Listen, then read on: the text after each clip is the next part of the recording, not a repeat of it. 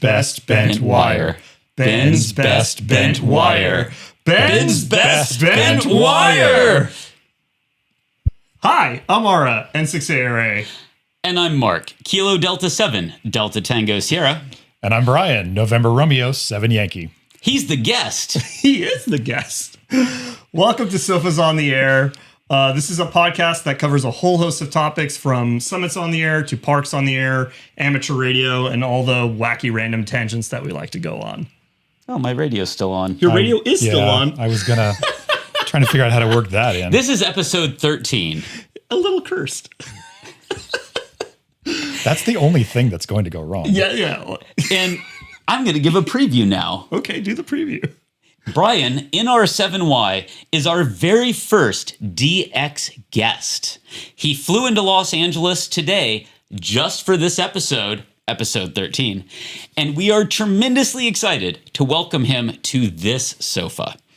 There's a funny story behind how he got here. Stay tuned for that.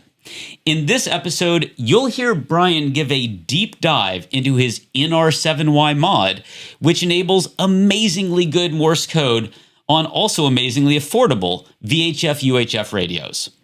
We'll hear Ara talk about his pick-and-place machine installation, finally, and the upcoming release of the new, groundbreaking, record-setting N6ARA TinyFilters. If you make it to the end, we've got an exciting giveaway for you, our Patreon supporters and our viewers. A giveaway of NR7Y modified and enhanced Quansheng radios. Stay tuned for that. Let's get into it. Oh, man. Beautiful, beautiful intro. Oh, thank you. I practiced so hard. That was literally the first take, and you did great. It was. How you guys doing? I'm doing all right. Had a hopefully uneventful flight over here. Mostly uneventful, yeah. And went right to doing activation, which was great. I feel like that's the proper way to get off of It really flight. is. Yeah. So you and Mark ended up going to a nearby summit. Yep. Went up to CNB. Whiskey 6, Charlie Tango, 226. 226. The canonical local summit when you don't have a lot of time and you want to drive up. So how did I go up there? Also famous, of course, for the SOTA phone. The SOTA phone. Oh, that is where we filmed the SOTA phone. Location for the SOTA phone. Yep. So got to work a bunch of folks up there on 2-meter CW. Some guy named N6ARA while we were just walking up. Yep, with the radio back there. There you go. That worked great. Got a whole bunch of folks in the log. Totally activated on 2-meter CW, and then worked a bunch of FM as well, just for fun. Nice. But nice. Worked great. Oh man. I assume you use your Quansheng with your firmware on it. I didn't use mine because mine wasn't working today, but we used Mark's. It worked great. Spoken like a true developer, by the way. I don't know. I had been doing some late night coding, and it isn't quite working right at the moment with some beta code, but Mark's worked great. So. Mine are also running, of course, Brian's firmware, but mine are the non-development firmwares. Ooh, you have a proper candidate release, proper release. I have a version 1 release. Oh, okay, V1. Yeah, okay. V1, okay. Which is remarkably stable. Oh, good. Tested, then released, yeah. As opposed to coded haphazardly and then tested on a peak the next day, and it doesn't actually work. Yeah. Dude, yeah, that's amazing. We, of course, got the regular NT6E, of course. Oh. You always get NT6E. Had you worked him before? I've been down before and done a couple activations, so I had gotten a chance to work John before. Yeah. There is something magical about working John. Yeah. And we got Carol. Oh, Carol and Tom. And Tom. Yes. Nice. Nearby. Carol is leading the California rankings for the 2-meter CW challenge this year. No way. Oh, by a lot. Yeah. What? Have you looked at the data? No. All right. Is she number 1 in W6? Well, Brian tells you about the activation and the antennas we put up and how that went. Yeah. I'm going to pull up the data. So Mark brought 2 radios, 1 antenna, 2 antennas, a pole, a mast, and a J-pole that we hung up, and that was our primary antenna. That worked out great. Yeah. I also brought a good old telescoping half wave. Did that. Also brought the KH1, which we broke out and made a couple calls, but didn't end up actually making any contacts on, which was fine. But, it's never a bad day when you get to get the KH1 out and play with it as well. So, yeah, exactly. I feel like the HF bands have been kind of rough lately, too. A little bit. Oh, I had good luck yesterday. Oh. Your configuration for the KH1 has the Tufton. How do you pronounce that? Dude, I should know that. I feel like I messed up on this last episode too. Anyway, I didn't even do my homework. I also bet Joshua won't mind. Yeah. He's very chill. Anyway, we have on your configuration the really nice 90-degree antenna holder. Yep, stand. So it makes it a lot more stable, and then you can use regular keys and all of that. Especially when you have a table up on a summit to just set it up on. Yep. Nice. Yeah. So Carol, for reference, by the way, KE6SRN, she is leading the contest in California with 9,822,054 points. What?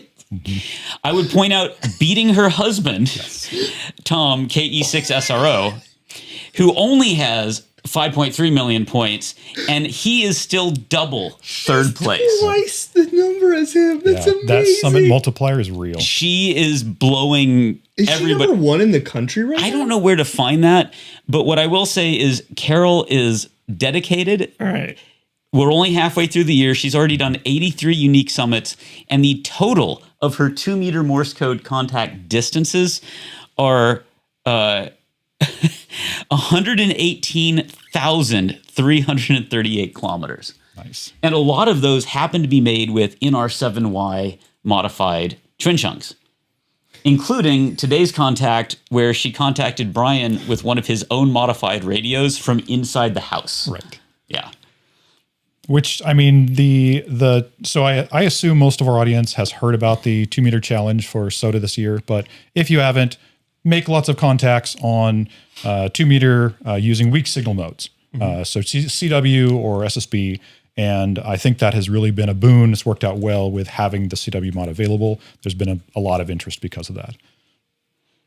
Yeah. And it's just so amazing to see people actually using these modes. And the fact that also realizing that the radios you have frustratingly don't have CW and SSB modes. And you're like, what happened? Why didn't we have these modes? I will tell you, because of what Brian has done, I have stopped carrying my Yaesu. Really? For 6 months, I haven't carried it. Wow. It doesn't do Morse code, and if it doesn't matter how that tracks. Yeah, it doesn't matter how good you are as a radio, if you don't do the thing I'm trying to do. Yeah, why do I bring you? You're just extra mass. Right. Yeah. And $500 instead of 20. And I've already left it on a mountain once. Oh yeah, that was a good story. I will say, by the way, I couldn't help but do this math. Carol has her distance record right now is a third of the way to the moon, by the way. If you're trying to figure out end to end how many of those stacked up together. So Carol, if you don't get an orbit around the moon by the end of this year, I'll be disappointed. I think she could make it. I think she might make it. We'll understand, but we'll be disappointed. But that's a new challenge. Anyway, Carol, transmit to the moon. Much respect, and thank you for demonstrating She's amazing. What the NR7Y Quanchengs can do. Quansheng, Twinsheng, we'll get back to that. Oh, yeah, that'll be a subject for later. Oh. So, Brian, sounds like you're doing well. I'm doing all right. Had a fun activation the other week as well. Got to go out with a good friend of mine, Anne, do an activation out in the hills north of the gorge. I live near the Columbia River Gorge. And had one of those fun activations where you drive up a power line road, zigzagging back and forth across the road that has the cutout under the power lines, and then hiked up half a mile to a peak that was nearby. So the contacts were good. The hash was not, but still made a bunch of contacts during the VHF contest, which was fun out there too. Okay, dumb question. Yeah. What is a hash? Like, Yeah, gotcha. power line hash, noise. yeah, Power in line the noise. RF. Got it. So even RF, VHF, HF, didn't matter where we were, you could hear those power lines. Oh my gosh. So because we were less than half a mile away from them, but still They're making gonna good couple contacts in. with it. Nice. Yeah. As long as you don't make contact with the power lines. Yeah. You're in a good Try to you're in a good avoid position. Yeah. Oh man. All right. How have you been? Oh my gosh. Tired but happy.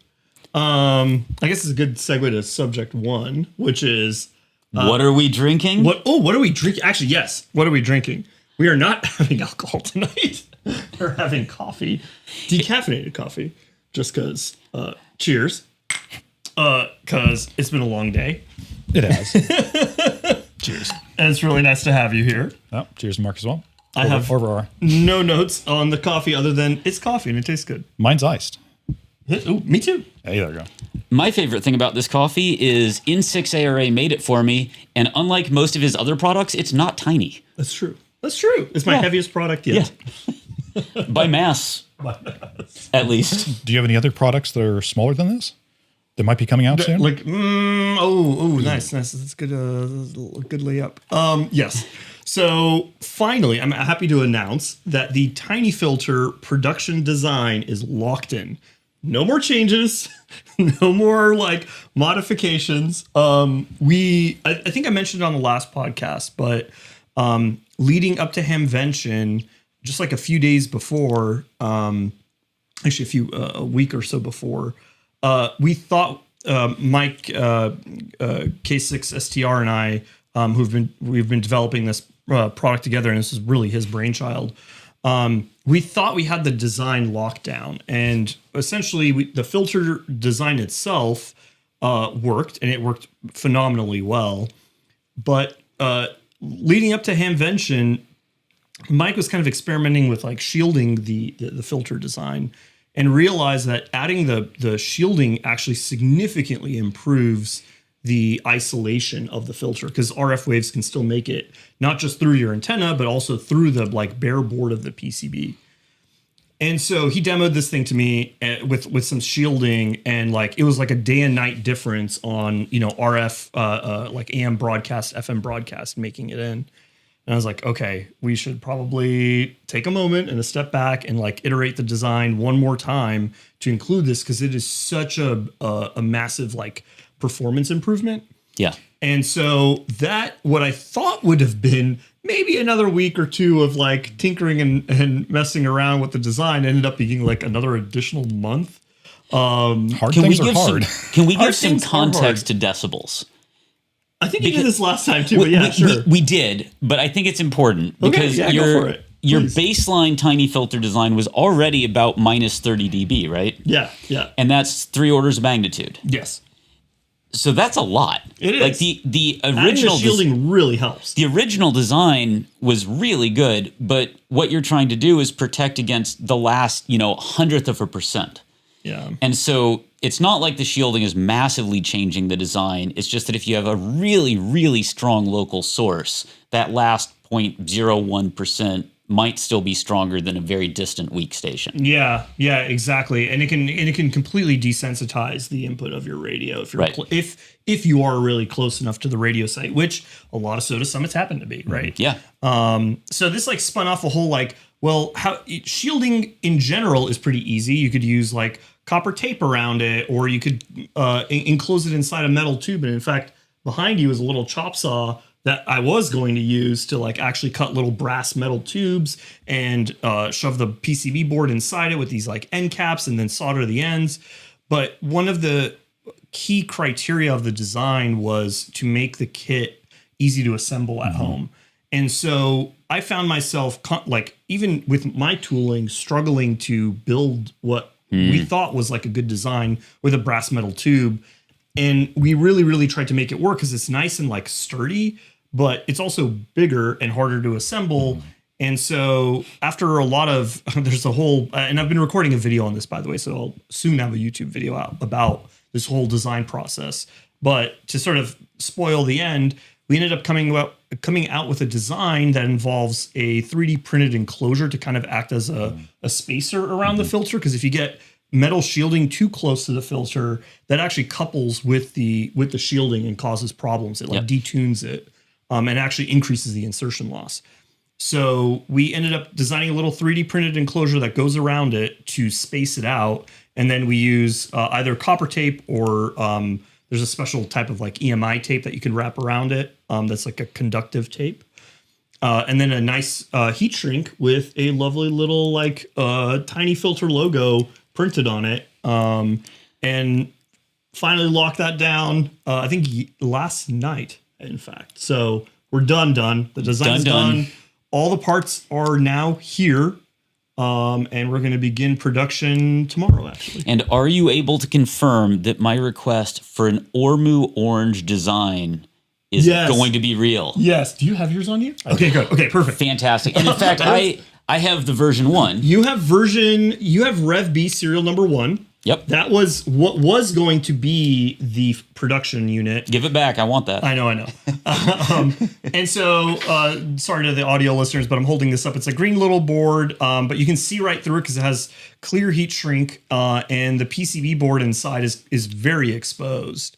So while the filter itself works, the RF waves can still enter in and desensitize your radio to some extent, depending on how extreme the situation is. And can you pull up those pictures from today? There's a picture of Brian activating. Yes. And that picture shows Brian actively using, so let's switch over. Yeah. This picture shows Brian actively using the original serial number 001. And we had to use this because Whiskey 6 Charlie Tango 226 has a lot of RF on top, and you could hear it hitting the radio hard even through the filter. Without this filter, the Quanshengs just don't work up there. So this filter let us do the activation that we wanted to do today. Dude, that's awesome. This is freaking rad. And then we have a production unit here. Right? So, like, the wild part about this is it doesn't look that much different from the outside because you have this awesome cover over the top of it. So the overall structure of it is the same. Yeah. Physically, it's essentially the same thing, but it's got this shielding over the outside and then the nice heat shrink on it. So it's nice to hold, cool to look at. It's got a great little logo on it. Yeah. It's awesome. And an Ormu orange per your request. Accomplished. Don't lose it orange, as other people will have also coined it. I was talking to a mutual friend of ours about one of your similar sized products. And they said they were going to have to buy more because they were so small they kept losing them in their bags. So this is a hazard. The only downside to making it orange is you might actually cut into your own sales. It's true. I will say the heat shrink can be different colors, and I'm going to look into that as the next sort of like iteration of the design. Because I think one thing I learned actually from going to Hamvention 2 years ago or so was all the signal sticks being those various colors. Yeah. And I was like, ooh, I kind of want a blue one. I kind of want a yellow one or whatever. And I'm like, oh, actually having choice of color is pretty cool. It is a pain for the production side because now you have to track all these variants in products. But if you make it a kit, it's kind of easy to just like grab a color, toss it in, close it, and go. So and I know it might that just be a kit only color thing. Right. I also know that W6BKY, Becky. Oh, yes. If it's not red, it's not a radio product. Ah, okay. So, for her, red's very important. Yeah. I make some extra sales that way. That honestly is not a bad idea. So Filter the rainbow. There we go. Oh, we got a slogan, Mike. Perfect. So what else is happening around here? All right. So in order to make the tiny filters, because when Mike K6SDR first approached me about this, I realized that this is probably going to be one of the top products that we have, just because CW is a very niche market, and then people who are looking for like tiny paddles is pretty small too. But the market for how many people actually use 2-meter radios is way, way bigger. And then that on top of all the folks who use Baofangs and Quanshengs and all these like other radios that don't have as good, sorry, the pronunciation, I will get back to that. The market of cheap radios that don't have good front end filters. Yes, exactly. With all of them. Yeah. So what if there was a good filter and especially one you could use in a very RF intense environment? And so when Mike showed me this, I was like, dude, I don't think my current means of like the way I produce products is going to scale. And so that along with the Tiny Gawant project that I was working on, I realized it might be worth a gamble, and it really is a gamble, to get a pick and place machine. And so I bought this pick and place machine by a company called Opulo. It's called the Lumen PNP, and it's right behind you over there. I bought it, I want to say 3 months ago, admittedly. And it only took me that long to unbox it. So like literally this week, I finally had time to unbox it because I knew the moment I opened it, it was like, when your brain gets like super focused and you're like, everything else falls away. The tiny filter would have gotten delayed. The tiny Gawant would have gotten delayed. So opened it up and spent this weekend essentially assembling it, calibrating it, which turns out is really freaking hard. Calibrating a 3D printed 8020 structure that uses cameras and all that good stuff to align. It's fiddly to say the least. I was up until like literally 2 a.m. last night trying to get it to work, and it would not place the parts correctly. Like it ran through the whole process of calibration, and finally, when it's like you kind of have like this go fever. It's like it's midnight, and you're like, oh, I just got one more procedure to do, then I can get it to actually do the pick and place. One extra iteration. I'm sure it'll work this time. Sure it'll work. It'll work. It's like 1 a.m. It's like, okay. I solved like 3 more problems that I had. There's only 2 more problems left. Like, what's the difference between 1 a.m. and 2 a.m.? Finally get to 2 a.m., fix the last 2 problems. I think everything is good, and I hit go on the machine, and it starts placing parts. And I'm like, yes, it's finally doing the thing.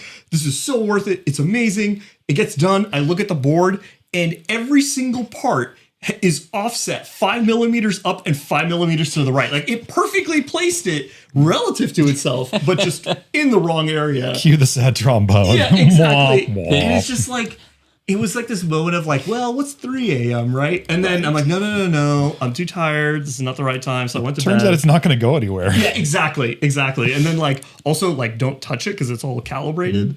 So I left it, went to sleep. And then as you guys were up on the mountain today activating, I was over here getting the pick and place machine recalibrated. And thankfully there was some like really, I will admit, Opula did a really nice job documenting like, hey, this has gone wrong, follow this procedure. Yeah. And it's not like, and it's really well done. So I ended up following their procedure to the T. Like this is one of those machines where like you can't miss an instruction because if you do, it's just not going to work at all. And the Open PNP project, which is not Opula's product, by the way, it's like an open source pick and place machine program, is written in Java of all things. It's a choice. That's the nicest way to put it. And it's very buggy and it's very manual. Like it's all the like, it was clearly written by someone very technical or a group of people very technical.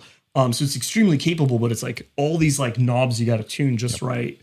So I got that all dialed in, and then right before you guys got here, it placed all the parts perfectly in the exact same spot. It's sitting right there, like working. So now I'm like, okay, just take a moment to enjoy and absorb them. Don't touch it. The success, don't touch it. You were dancing a little bit when you arrived. Yeah. It's nice, but it all does go back to the question of like, is it going to be worth it? And I think I don't know the answer to that yet. If you asked me last night at 2 a.m., I would have just cursed and said absolutely not. And then after today, right before recording, I'll be like, well, maybe, So we'll see. But I'm hoping to be able to actually produce all these tiny filters in the shop. And hopefully it could turn out to be a real game changer there. Well, and Brian, Absolutely. one of the things that I think is impressive about the way Ara and Mike are going about this project is trying to make these filters accessible to the masses. The same thing that you've been doing with the 2-meter CW radios, where there's a volume effect, right? The more of these that exist, the better we all do when we're on the air. Yeah, it's true. And people wanting to use it, right? Like people find out about it. It's like, oh, wait, you could do that to your Quansheng? Like, huh? Yeah. Wait, it's just a firmware update? Like, okay, let me do that. And so Ara and Mike have been trying so hard to design and build these in a way that keeps the price accessible enough that everybody who needs a filter for their affordable radio can pair up the affordable filter with the affordable radio, and then all of us can talk to them. And what you wind up with is still an affordable system, but a much higher performance one. Yeah, right. Yeah, exactly. To the point where I stopped carrying my $500 Yaesu. Right. Because I just don't need it now. Yeah. I have, and it's not capable of doing what you want, which is a 2-meter challenge. I mean, between the NR7Y radio and the filter and my antenna, my whole system now is approximately $100. Oh, it's not bad at all. Yeah. It's not bad at all. Yeah. And so the fact that you can have a very competitive, I'm currently ranked number 10 in California, I think, for the 2-meter challenge. Very competitive. Yeah. And I've just I work full time, and I've been activating, on work trips and whenever I can like squeeze stuff in. Yeah. And the radio works so well that I can almost guarantee that I'm going to get those points whenever I go to a summit. And to do that for $100 is kind of incredible. Dude, totally. We're living in a golden era. And honestly, this is like my favorite part of the whole community is like people just like adding to each other's like ideas and successes. It's all constructive. Yeah, exactly. I think that's like what I love about this community so much. So I would say, dear listeners, if you appreciate Ara sacrificing his own sleep and health to bring you an affordable product on N6ARA.com, please go there and place a pre-order for these filters. They're coming out soon. This message was not sponsored. I'm just drinking coffee at 9 o'clock at night. Oh my gosh. Thank you. Yeah. Actually, speaking of, we've been dancing around it, but this is like the mega topic of this whole episode. The whole reason Brian is here. It's a topic so big it literally bears his call sign. Because I couldn't think of anything better to call it. I think we were drinking whiskey and you were asking what we should call the modification. I was like, it's yours. It's the NR7Y mod. Yeah. At least that's how I remember the topic. My memory is hazy from campfire and whiskey. Right. Yeah. I remember there was some trying to defer away from the name and thinking, why bother? It's true. So. But what's interesting is it's done so well that if you Google NR7Y mod now, it produces the right video, the right GitHub. Oh. It's a whole thing. So let's talk about what it is. And we've broken this into chapters because unlike some of our podcasts, which are chaotic shenanigans, today we have an agenda for you, dear listener. The agenda is to understand what Brian did to build this NR7Y mod, how he executed it, and where it's going next. So let's start off with Chapter 1, the original hack. Where did it all begin? Well, speaking of campfires and whiskey,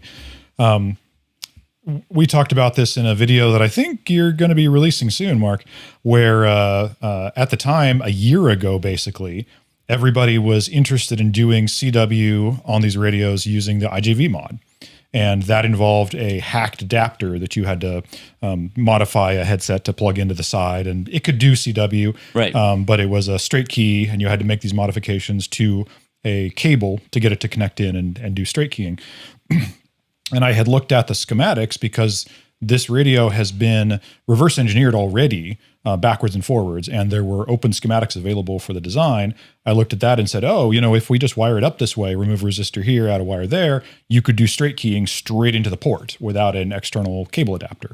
And so and that would be through the headphone jack, right? Yeah, the 3.5 millimeter normally standard be for one. audio. Yep. You could modify it to be for the CW key. Exactly. And that's what they were doing with IGV cable to begin with. But I said, it's more fun. It's easier to just plug a normal 1/8-inch TRS cable into it that we're used to. Yeah. So put together the mod, tested it out myself.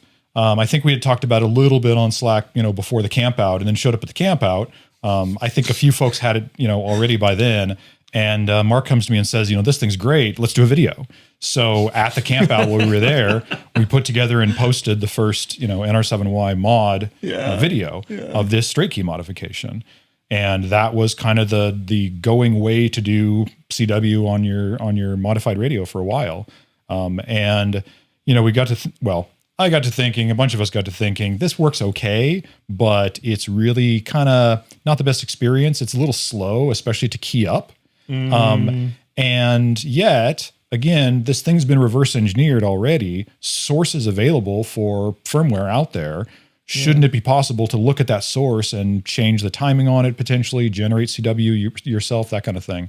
And so somewhere in the mix of working through these theoreticals, I remember specifically a kind of late night chat with you where we kind of did our own reverse engineering and said, what's IJV doing? And why is the timing bad? And could we improve that to prove that it can be done? Yeah. So there was some back and forth from that. Yeah, I remember, I think, I don't remember if the IJV mod, I think the source code at least we didn't have the source. IGV hasn't posted source. Okay, which is, unfortunate, but that's just their choice. Yeah, and that's fine. They've put it out for free to the community. It's it's their exactly. It's their choice. And so what I do remember is grabbing the binary and shoving it into Binary Ninja, which is a decompiler. You can tell it like it's this architecture chip. Have at it, and it will actually decompile the binary into assembly instructions. And you and I going back and forth, like I just remember giant threads between each other, like trying to figure, like, what is this subroutine doing? Look over here. It seems like maybe this loop could be doing something. Yeah. We were both making changes and trying things out. And all we wanted to do was just reduce the latency. Yep. Because I think when you keyed up, there was like several milliseconds until it actually hundreds of milliseconds. And that's right. At about 18 words a minute, which is a pretty typical activation speed, that key up was longer than a DAW. Yeah. And the result is when you sent your first DID or DAW, you wouldn't hear what you were sending. And so the first couple characters of anybody using this radio were just gibberish. Yeah, exactly. Or you had to hold off and like key it and then realize it was going and then start keying. Bad experience. Yeah. And I was trying to use a keyer, an external keyer.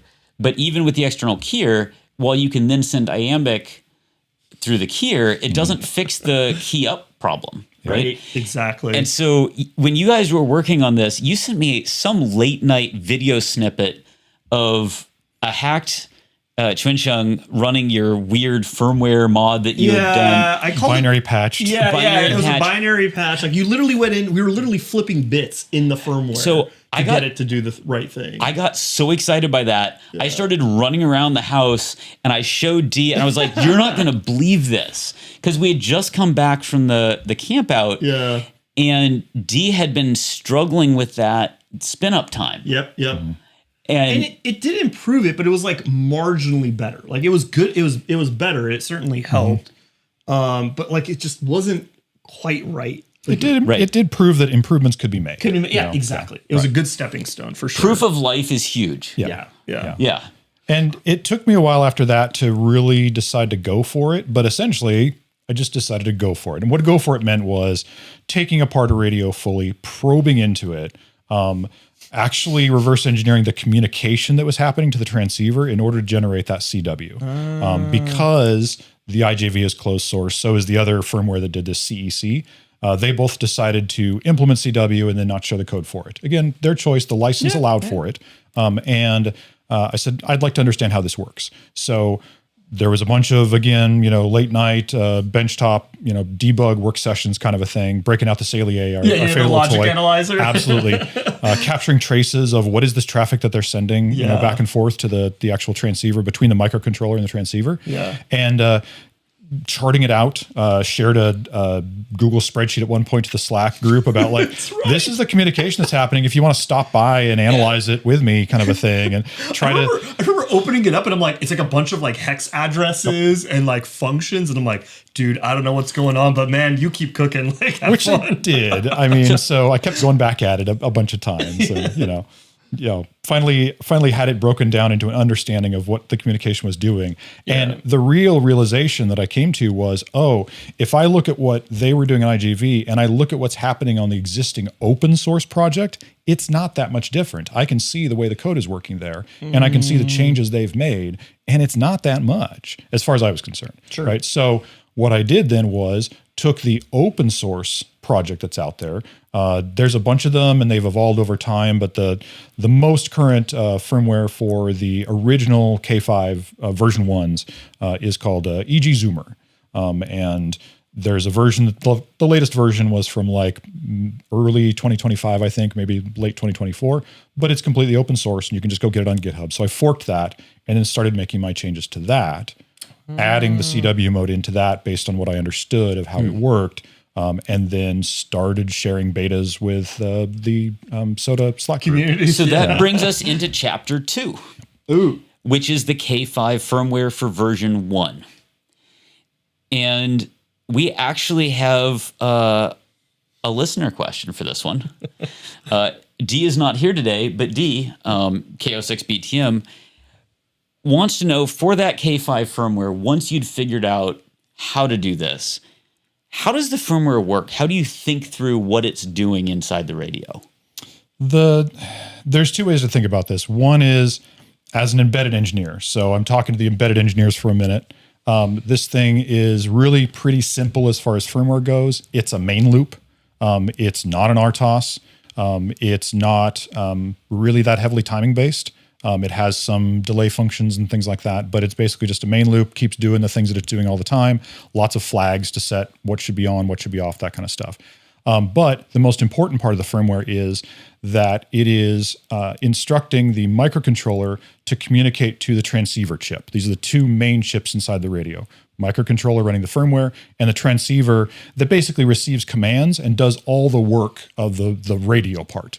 So it's the part that actually receives the signal, turns it into audio that you hear. Mm-hmm. It takes your voice and translates that into RF back out again, all under the control of the microcontroller firmware.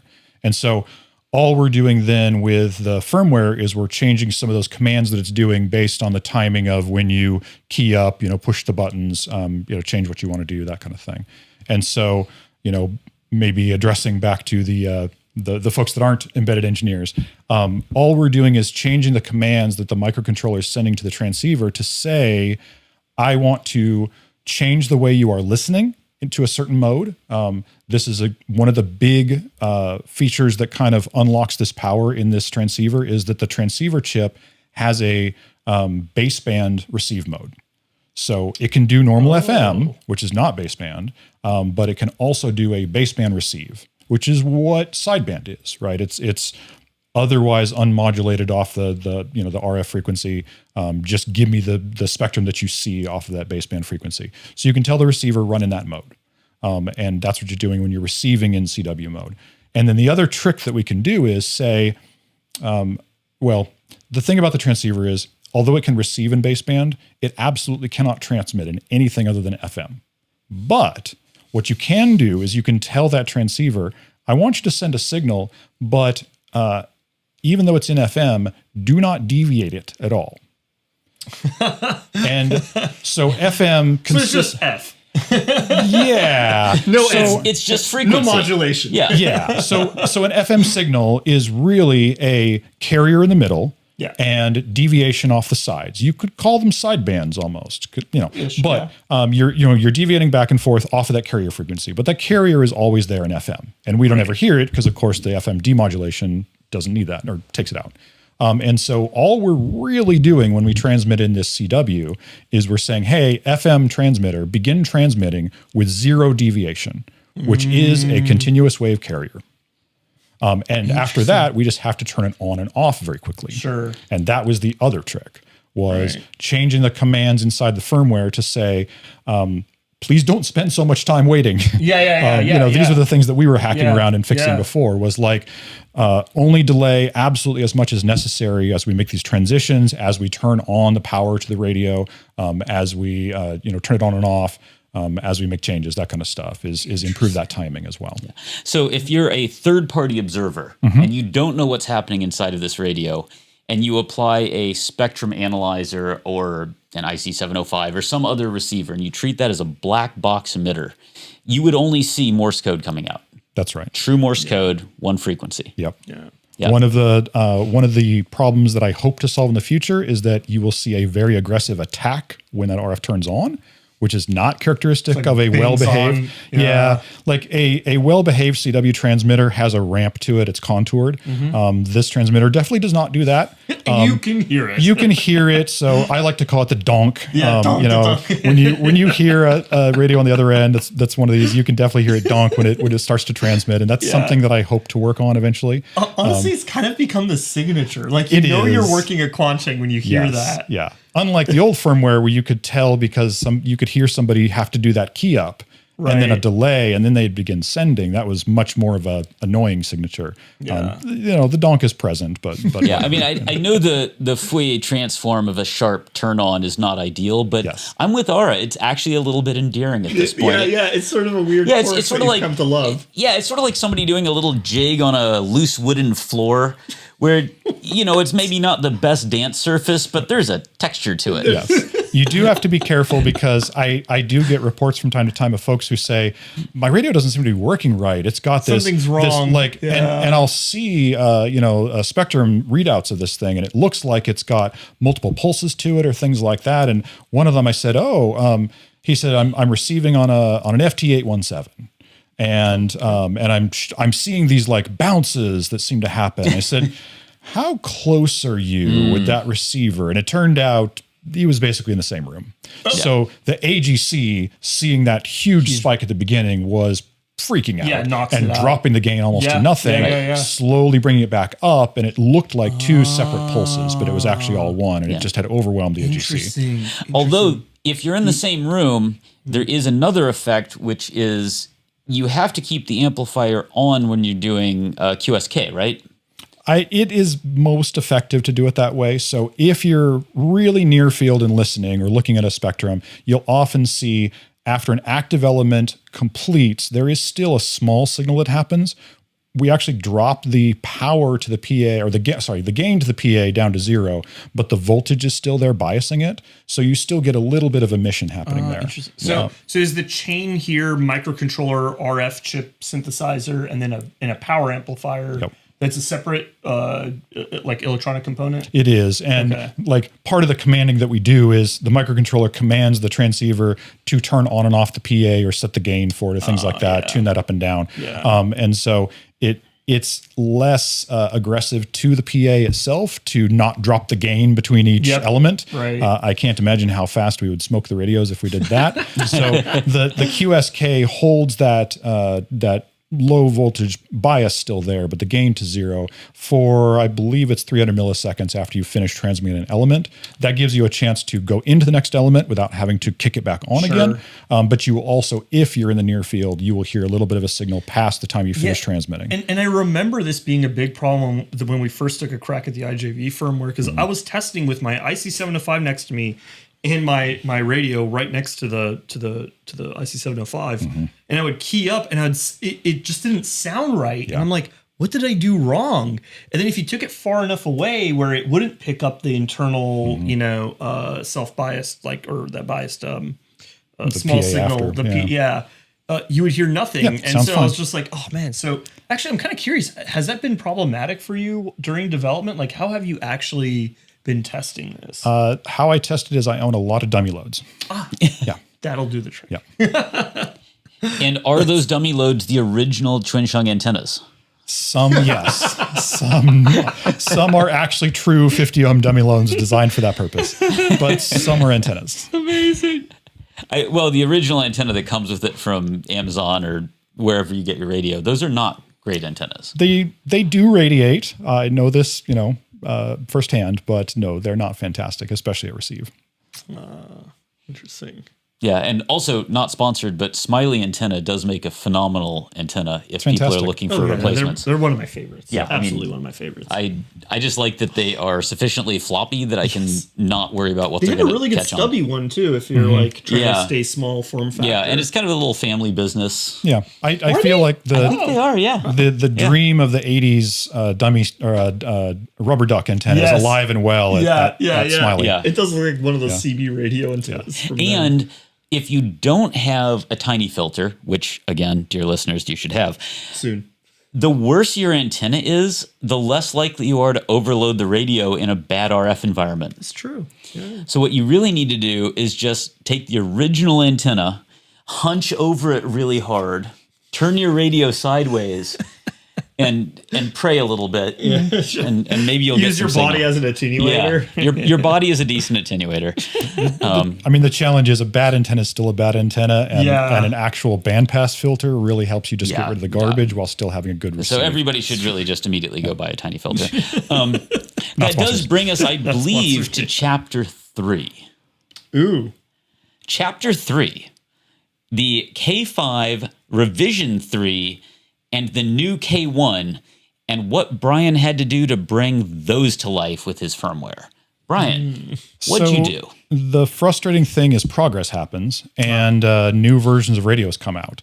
So the vendor built a new design for the radio, and for a while kind of didn't tell anybody. This is what became now known as the version 3. There exists a version 2. We don't talk about that. It's kind of a dark horse. It also didn't last very long, strangely. So I wonder why. I don't know. What they did though was they changed the microcontroller and some of the internal structure of the radio. And so Wow, that's a significant change. It is, and it's interesting because, like I said, they didn't talk about it very much. So you can go to Amazon and look up K5s, and you will see what look like the same radio side by side by the case, just like the one Mark has. And some of those are version 1, and some of them are version 3. The vendors are generally listing them as version 3. So I have yet to see a listing on Amazon where it's clear for whatever reason that is actually version 3, but they don't say it. Which is nice. So you can find them if you really want them. But the other thing they did was release this new model called the UV-K1. Now the K1 is a lovely smaller package. I think they did honestly a nice job with the design.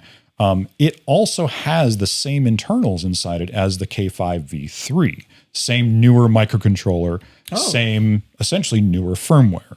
And so what the community has done is responded to this. The same way that the original K5 was completely reverse engineered, they've been working towards reverse engineering and providing open firmware for the K1 and the K5 V3 as well. So one of the premier projects for this has been a user who on GitHub goes by Armel, F4WBN, I think. Is it really? It's not Chris. 599. Yeah, no, I probably got that wrong, didn't I? HB. No, anyway, he's an F4. Okay, an F4. Okay. You can go look at where my firmware was forked from for the K5. But Wait, hold on. I can probably just turn it on and see it. Yeah, it's there too. F4WHN. Let's see. Hold on. Which firmware was it? I've got one here. F4HWN. Thank you. F4HWN. Yes. And I did appreciate, by the way, that you gave him credit on the login screen. Yeah, I need to because he has done a ton of work there. So what he's really done is taken that same EG Zoomer original firmware and he's updated it with the changes that were necessary to work on the new V3 and the K1. And so what I did was I have my set of changes that I applied to the original EG Zoomer. And then I went over to Armel's firmware and said, look, this already works on the K1 and the new V3. So I'm going to start with his code base and just apply my same set of changes over the top of that one.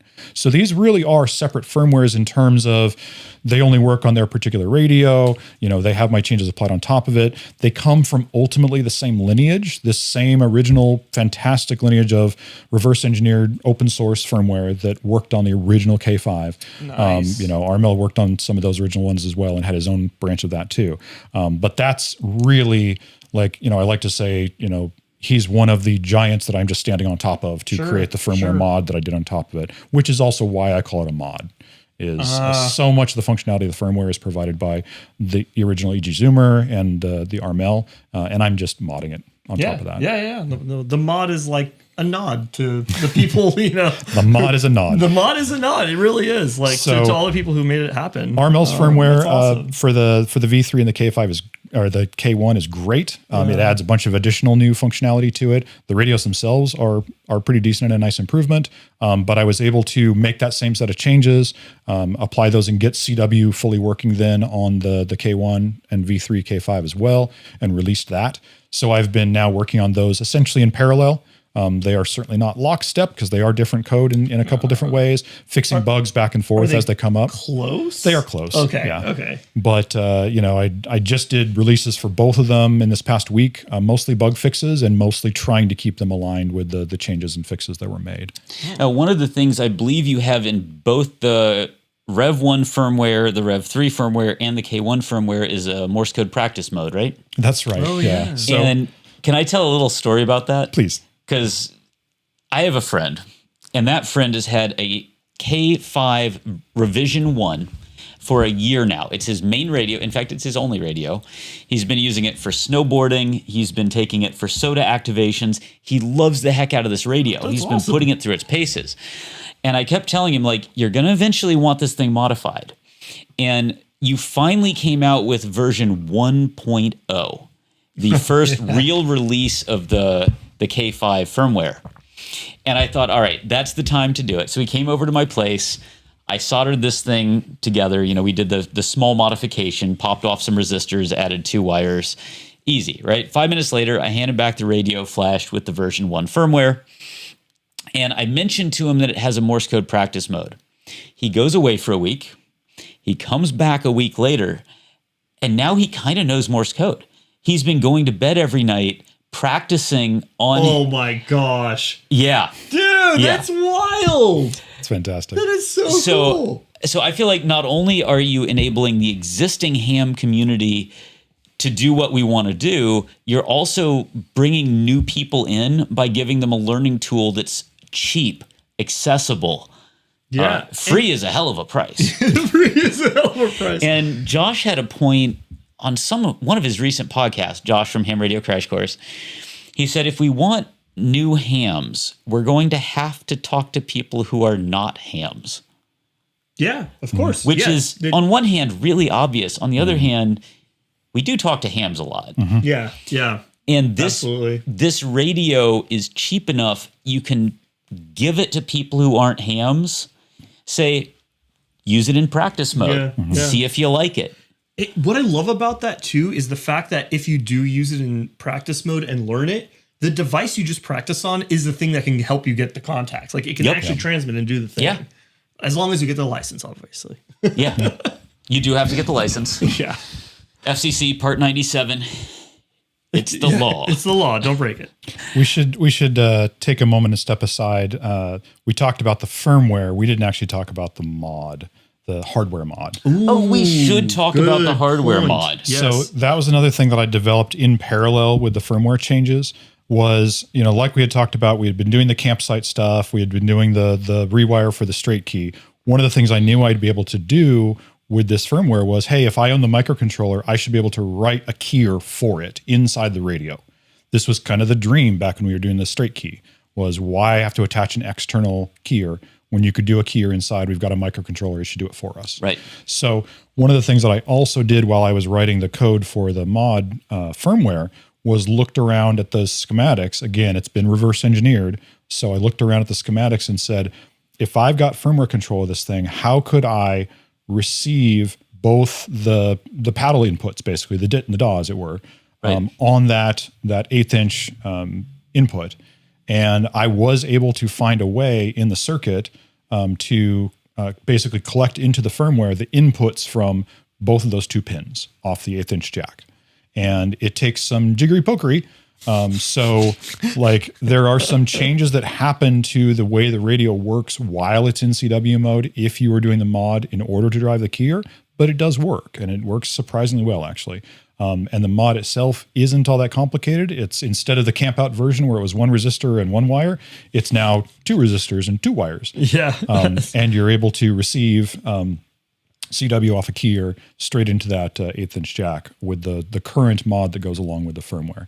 So on my repository for both those projects, the original K5 V1 and the V3 K1, I've got a link or a document there as well that talks you through the mod. Should we throw this on the screen? Yeah, let's put it on the screen. All right. And we'll put the link to your Git repository in the show notes in the description of the YouTube video. The thing to share is the releases. So we'll soapbox for a minute and say, yeah, this is an important part. So let's share your switch screen. over to this screen. Yeah. So what we're showing is the original K5 V1. So this is if you have a V1 original K5, this is the project that you want to be on. And a lot of folks will look at GitHub and say, oh, there's a bunch of code here. I must need to compile this code. And it's not true. I do releases. And we post those to the releases sub area on GitHub, and I think a lot of people miss it, unfortunately. Yeah, it's on the right side of the GitHub. The link that I always give out is the one to the releases. And if you go to those releases, what it's got there is the actual firmware binary that you can just download and flash right onto your radio. It's also got a copy of the README as a document that you can read through. That's a user guide to the firmware itself, and you can read things like how to use the menus and stuff like that. I believe I haven't updated the original K1 or the V1 version, but on the K1 V3 version, I've also posted a copy of the rework guide in the releases themselves. But if you don't see the rework guide in the release, then it's just over in the main source code, in the root directory of the source code. Gotcha. And at least currently, it's all the same rework instructions in one big document. So regardless of which radio you have, it's the same document. I'm actually planning to break that out a bit and have a larger separate doc site that includes all of those by themselves. But it guides you through, you need to remove these 2 resistors, you need to add a wire from here to here, you need to add a wire from there to there, and you've got yourself a paddle input capable radio. And I think that the tooling required to actually do this mod isn't too crazy either. Like you don't need like a full rework station and like I think a fine tip, solder iron would probably do the trick. Yeah, I mean, and you need to be willing to get into your radio. I'm just using a standard chisel tip when I do it. Yeah. And what I love is like the camp out video you guys made was just like literally at a campsite, bench, putting like modding this radio in the middle of a forest. So like in the dark. In the dark. And we shot it with an iPhone. Right. So if you could do it in that environment, it's very reachable. It's very accessible. Yeah. And if you really screw up, hey, you could just buy a new radio. These are Quangshengs. Yeah. The other thing that's true though is, or find a friend. Absolutely. And there's lots of people that would be willing to help you, even if they don't want to use the radio. And also, I've modified these for multiple friends. Yeah. So if you don't know how to do it yourself, there's a very high probability that somebody you know would happily pick up an iron and get you on the air. Yeah. And or someone at your club, like a local club, ham radio club, Exactly. I'm sure would be more than happy to help you. The other nice thing about these radios, though, is there are multiple ways to get CW into them from your paddle. Mm-hmm. So on the original K5V1, one of the earlier CW projects, the CEC firmware, designed an approach where you can just make an external cable that includes a couple resistors in it. And we do some tricks to read the different inputs from that cable. So now by doing something completely external to your radio, you can connect a specific cable and you can make paddles work. I took that project proposal basically. So again, I don't have the code for that, but I was able to, again, kind of figure out what they were doing with that and said, okay, I think I can do a version of that as well, and implemented that into the firmware also. Oh, so it can do both. It can do both. If you have an original K5, you can pick between the inputs and say, I can use the port input because I've done the rework, or you can use CEC cable mode and just connect it that way. So a lot of people choose to use the CEC mode because they'd rather not take the radio apart. Sure. And that's okay too. Yeah. Not a problem. Yeah. And again, you might find you can just ask somebody to help you make the cable, add a couple resistors to a cable, and you've got yourself an external connection. Unfortunately, the newer radios, the K5E3 and K1, because of the way the circuitry changed inside of the newer microcontroller, we can't take the same approach. The CEC cable doesn't work, but I'm working on a solution to that as well. No way. Oh. Yeah. So the major change that happened, again, was that microcontroller. One of the fun things they did was they connected that microcontroller to the USB port. So previously, the USB port was only for charging. Now it's actually available for data as well. Whoa. But more importantly, with like native USB? USB full speed comes out that USB-C port. Whoa. Which I have ideas about how to use that.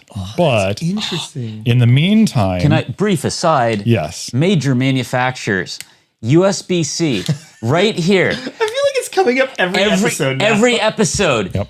Yaesu, Kenwood. We're calling you out. Alinco. Elecraft. ICOM.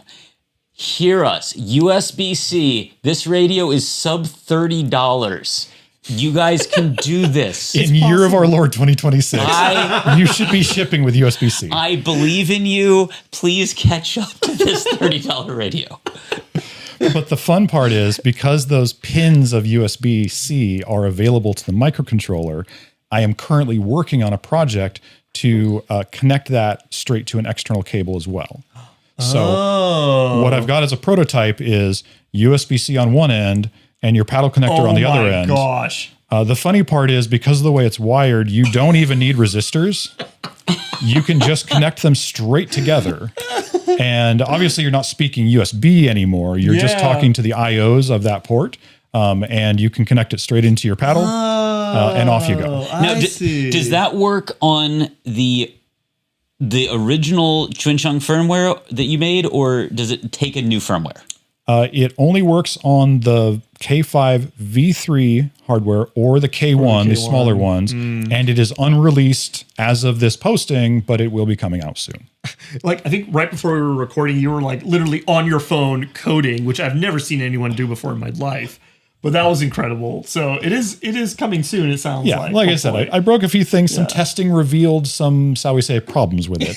So I have a little more work to do and some prototyping, but the plan is to release that. I think in the business we call them opportunities. Yes. Dude, that is...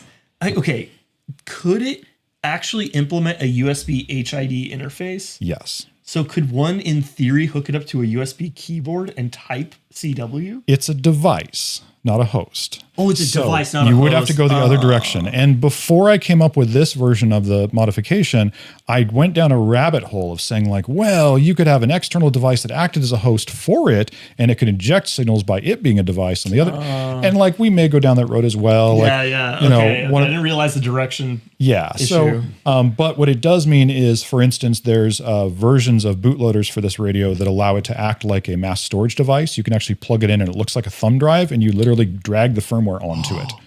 So that's available too. It is really kind of a new fun world. This is why I say the V5 or the V3 and the K1 really are better and improved in some ways. Yeah, sure. And it may take some time for the community to take advantage of that, but there are some improvements to be had there. Yeah, because I know the K5 Rev 1, which is the one I have at least, requires you to get that headphone jack cable to USB. The good old standard Kenwood, like K1 connector, whatever it is. Yeah, and it's like the only way to update the firmware. Slow serial, and you're consuming that port, so you can't talk to it at the same time. You're using a headset. And, and by the way, that's one of the things that happens when you're running it in CW paddle mode is you can't use that cable at the same time you're in CW mode. You have to change to a different mode or turn it off and on again. So this is actually an important point, because I've had plenty of comments on the SOTA Plus YouTube channel where people say, hey, my paddle's plugged in. I can't seem to talk to anybody on FM.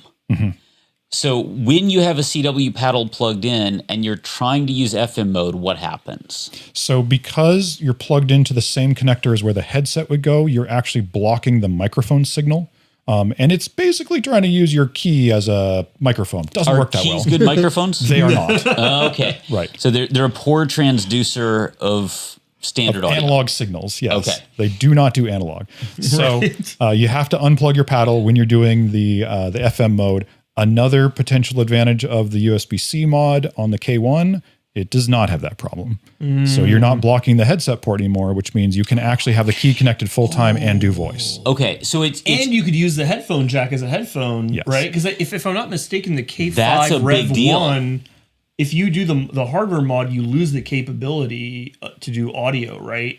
Coming out the headphone port. I've never used it before, so I don't know anyone who uses headphones. The interesting part of the Kenwood connector is the microphone or the headset or the speaker connector is the little 2.5 millimeter connector. Oh, so that one doesn't actually get changed when we make either of these mods in a way that breaks it. It does still work for that. Oh, I didn't realize that. But you do have to have a 2.5 to like 3.5 or whatever you're using speaker adapter, which is why nobody actually puts speakers on them. Honestly, that's kind of one of the big benefits of these radios in the first place is that they have decent speakers and audio out.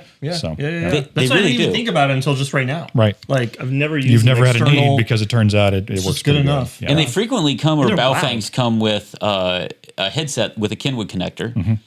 So people probably have that headset laying around. So if you have a Kenwood headset laying around and you do the USB-C paddle input, you could just use the hardware that's already in your junk drawer. You could. Yep. That's cool. I didn't realize. See, I thought this was just a way to avoid going into the radio. I didn't realize this is adding a real new functionality. It is both things. And I've definitely heard from people who, for whatever reason, find they don't want to get into the radio. They don't have the equipment to do it, whatnot. Totally valid. And it's nice to be able to enable them with something that much easier to still be able to get on the air and use it as a key. So at this point, you've now rolled out version 1.0 or higher firmware for all of these different models. We have a listener question. Ooh, yes. Yes. From KI6CR. Chris. A friend of all of us, I think. Friend of the show. Friend of the show. And QSO having been made today. And you got him today too? We did. Oh, great. Oh, that's awesome. We did. Hey, Chris. He may have, in fact, been inducted into the BKG. Amazing. Amazing. Newest member. We'll get there. So Chris asks, how long was your development and testing phase before rolling your firmware out? What challenges did you face that were unexpected? And he has another part to that question that'll take us into the chapter 4. But let's start with the length of the development and testing phase and the challenges that you faced while doing so. Great question. So for the first part of the question, the best I can offer is, Ara, you should go back to the GitHub and look at when did the K5 version 1 firmware make the first post that was actually on GitHub? Because the timeline here was, like we said, shortly after the camp out, we started doing some of the reverse engineering, kind of toying around with things. I started doing my breakout, benchtop development kind of shortly after that. Started adding code to things. I made a couple of releases onto the Slack, just privately kind of to the Slack folks to be like, hey, can you guys try this out? Because it kind of seems to work for me, but, there's probably a bunch of things that are broken about it. And I love the fact that there were so many people who were like, I will gladly open up my radio and hack it and load this random dude's like firmware. I mean, like people know you in the Slack, but they're willing to just like slap a firmware on there and run it and test it. And I mean, this was one of, talking to the challenges or problems that I ran into, I really wanted to make that paddle rework work. And so one of the things that I did early on was try to figure it out based on the circuit that I saw there. And I actually have an earlier version of the paddle rework that I moved away from over time because it was kind of just too difficult. I did have a couple folks do it, but it involved like a particularly small component that you had to solder onto. And I was literally writing up the rework instructions and apologizing in them, being like, I'm sorry, you have to work on this tiny part. And I actually went back and revised it later and found, actually I can do this better and use a different location, which resulted in having to have these separate versions of the firmware over time. But I saw the beta 3 post was the first one they actually posted onto GitHub, and that was February, looks like. Oh, here, let's show that screen. Which one was it? Yeah, there's the other screen that you were on where it says beta 3. Yeah. Oh, beta 3. So I believe beta 3 was the first one that I posted publicly onto GitHub, which then included the source code as well posted out there. Okay. Yeah. And I was looking at the video that you and Mark made last year at the camp out, and that was 10 months ago. Yeah. Which means you've been almost working on this for about a year at this point. Yeah, somewhere in there. Wow. So, time flies. I made my, like I said, first couple semi-internal beta releases were to the Slack group, posted it publicly on beta 3, posted the source code as well.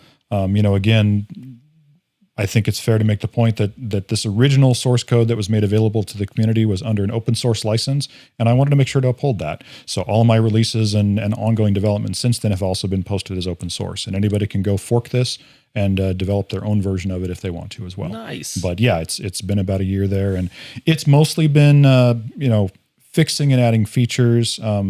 It's been a lot of coming up with features myself. So you can kind of iterate over those beta releases and see like, I was sitting there thinking, this keying is actually working pretty good. I bet I could make it decode the characters when you're keying in there. So, wrote a feature in there where it could actually decode the characters and show them on the screen, which led obviously to, I should be able to do messages too, right? And some of this was Slack feedback as well of like, wouldn't it be great if? Yeah. So adding message support, came along as well. I released a version where you could record and play back 2 messages. And somebody came back and said, so why not 4? 4, yeah. Yep. Okay, let's do 4. 4 is a really interesting number. Yeah. Because 4 is enough to have everything you need for a standard QSO. Mm-hmm. Yeah. Yep. Which means if you don't have a key and you're just wandering around on the trail while you're hiking, you can keep hiking while you successfully make contacts. You could call CQ. Yeah. You could. Well, you got to respond back with the call sign. You can at least send a signal report. Yeah, ideally. Yeah. And then like the TU73 and then the EE kind of exchange. So yeah, 4 is kind of a good number. Yeah, it's a great number. And you made it very flexible in the firmware about which buttons do what functions. You also added a function that I requested. And a huge thank you. I frequently will hike with my radio monitoring 14658 and 144.1 with 58 is FM, 144.1 is CW, but I don't want to hear static hiss the entire time I'm hiking. So I asked Brian, is it possible to have a squelch function for 2 meters CW? which is a vaguely nonsensical thing unless you're just leaving it on all day to see who else is on 2 meter CW. Sure, yeah. And so that's on now, and you can program the side buttons to turn squelch on and off. And then so if you want to make a QSO, you go squelch off, so it's like... No, you can just start natural. going, and then it flips it off. Yeah. No way. It's basically inverse monitor mode. Oh my gosh. That is awesome. This is the type I haven't tried that yet. This is the type of feature... This is the type of feature that you only get when you have really tight relationships between the developers and the community, and they're really listening. Yeah, and the developer also happens to be like doing the thing that everybody else wants. Yeah, exactly. I mean, that has always kind of been the philosophy of the firmware is I feel like not only can we do this, but we can do it sort of better or in a way that an experienced CW operator knows that you would want it to work. So, I mean, that really was the difference that I felt. The original firmwares, those IGVs and CECs, it was a tech demo. They figured out that they could do it, and that was fantastic. Thank you for that knowledge. But prove it's possible. I don't think they really felt like it was something that a real serious CW operator could use because it didn't seem to have that commitment to it. So that's kind of what I was going for is I want to use this full time as a CW radio, and what are the features required to do that? Speaking of real CW operators, Forrest KI7QCF, right? Yeah. Didn't he ask you something about speed? So he popped in and asked, I understand if you can't do it. He asked in the nicest way possible, but please would you consider bumping the speed up past 30 words per minute? Because it was limited at the time to 30. I picked that as a pretty arbitrary number because who in their right mind would send at more than 30 words per minute? Well, the answer is Forrest. When I'm hiking, I can't send faster than 30 words a minute on a straight key while hiking. Right. So I get it. Yeah. 30 words a minute on a straight key? No, okay, get out of here. You're not doing 30 words a minute on a straight key. Watch me after 3 coffees. Let's go. Oh, yeah. But yeah, Forrest needed that. Yeah, absolutely. Yeah. And honestly, he's a speed demon. Like, I'll tell you what, Mark's feature, that was a difficult one. It took some time, and I think there's still some bugs in it, especially on the K1. But Forrest's feature was like, it's just a number. Sure, I can increase that. I mean, there's always some things you have to do about shifting around to where you're storing the data and things like that. But it wasn't that hard to implement. So the next release that I did, I was able to put it, bumped it up to 40. Oh, nice. So there you go. And you know what? In response, this is one of the best parts is in response, I got this great video from Forrest posted showing off the keying at that insane speed, which I could never do the way he does, and more power to him for that. But I love, seeing that enabling happen and they get the response back. Yeah. So I think that's so Forrest. I think this actually takes us to the final piece of KI6CR's question, which is, what other capabilities are you working on? So that's chapter 4, feature expansions, the fundamental limits of how far this firmware can go on the existing hardware, and community development beyond the firmware. So let's start out with, what plans do you have for future features? The primary one, already shared, this USB-C adapter is kind of the active thing that I'm working on right now. Because, like I said, that's going to really enable a lot more people to use it without having to break inside their radio. And it's so easy to connect then, and you just suddenly have a CW-enabled radio just by doing the firmware and having this external cable. So, that's kind of primary on the list right now. I do get requests still from folks, and I do still dream up my own features. The code practice oscillator that we didn't really talk about, but is built into there. There's the code practice functionality. It was one of those like, it just occurred to me one day it would be useful to have. Mm-hmm. So another thing that occurred to me that would be useful to have would be some alternate keyer modes. We have a full keyer in there. It currently supports iambic A and iambic B for those who like the 2 different kinds of modes of iambic keying. But there's some other keyer types out there. So I figured, well, for starters, I got a request. So somebody recently requested, hey, could you support what is it called? Ultimatic. Ultimatic. Yep. Oh man. I said, okay, sure. We can probably include that. And these are the contributions I love. He made the request and he sent me some code as well. It was like, hey, this is what it would look like.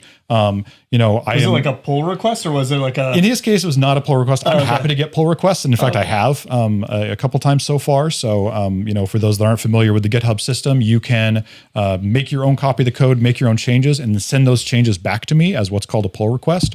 And I'm happy to, have those conversations and receive those from you as well. Bug fixes, new features, whatever. If you want to try and, contribute back as well, happy to talk through that and help that out. But I'm happy to also just receive a feature request or a code change and be like, here's the code that I actually changed. Here's what it looks like. And I can integrate that. That's fine. So in his case, he sent me this, example code of Ultimatic. I'm like, yeah, we can probably include that in the near future as well. Nice. But I was also thinking on my own alternate keyer modes, why not go ahead and emulate a bug? Yes. Semi-automatic bug.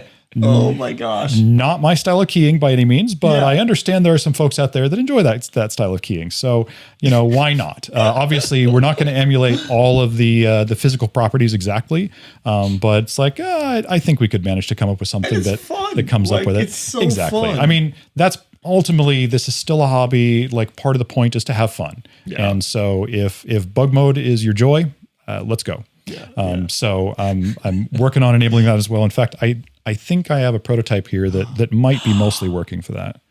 Does it make beeps? Let's find out. We'll see if the audio filters actually pick this up or not.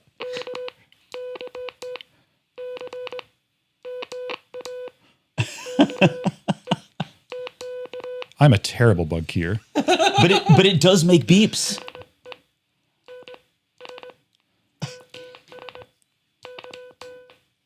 Oh my gosh. That was almost a call sign. Yeah. And I love that you're using Adam's single lever CW key. This is the other thing that I figured out is if you're going to do bug sending, it really makes the most sense on a side swiper. So I printed up one of the K6ARK, posted on his site on printables. Yeah. Side swiper key. Dude. Nobody's answering my CQ though. Oh no. Hold on. If only I had a radio handy. Now I'm going to... On 144... 0.025, I believe. That's where I'm at. Now, I am going to keep my volume down just so we don't have too much interference. Fair. Oh, no. There you go.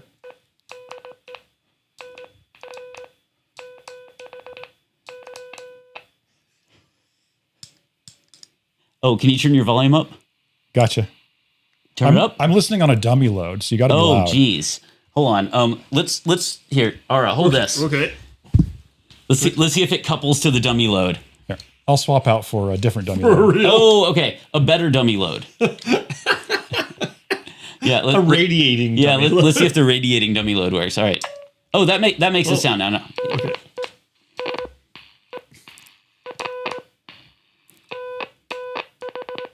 Oh, man.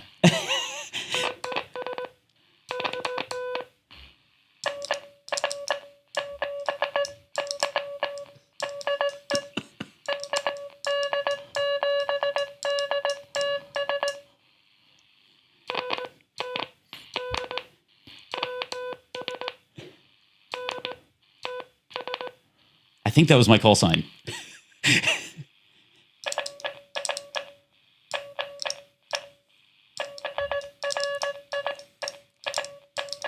What you're listening to right now is a live Brass Knuckle Gang induction happening.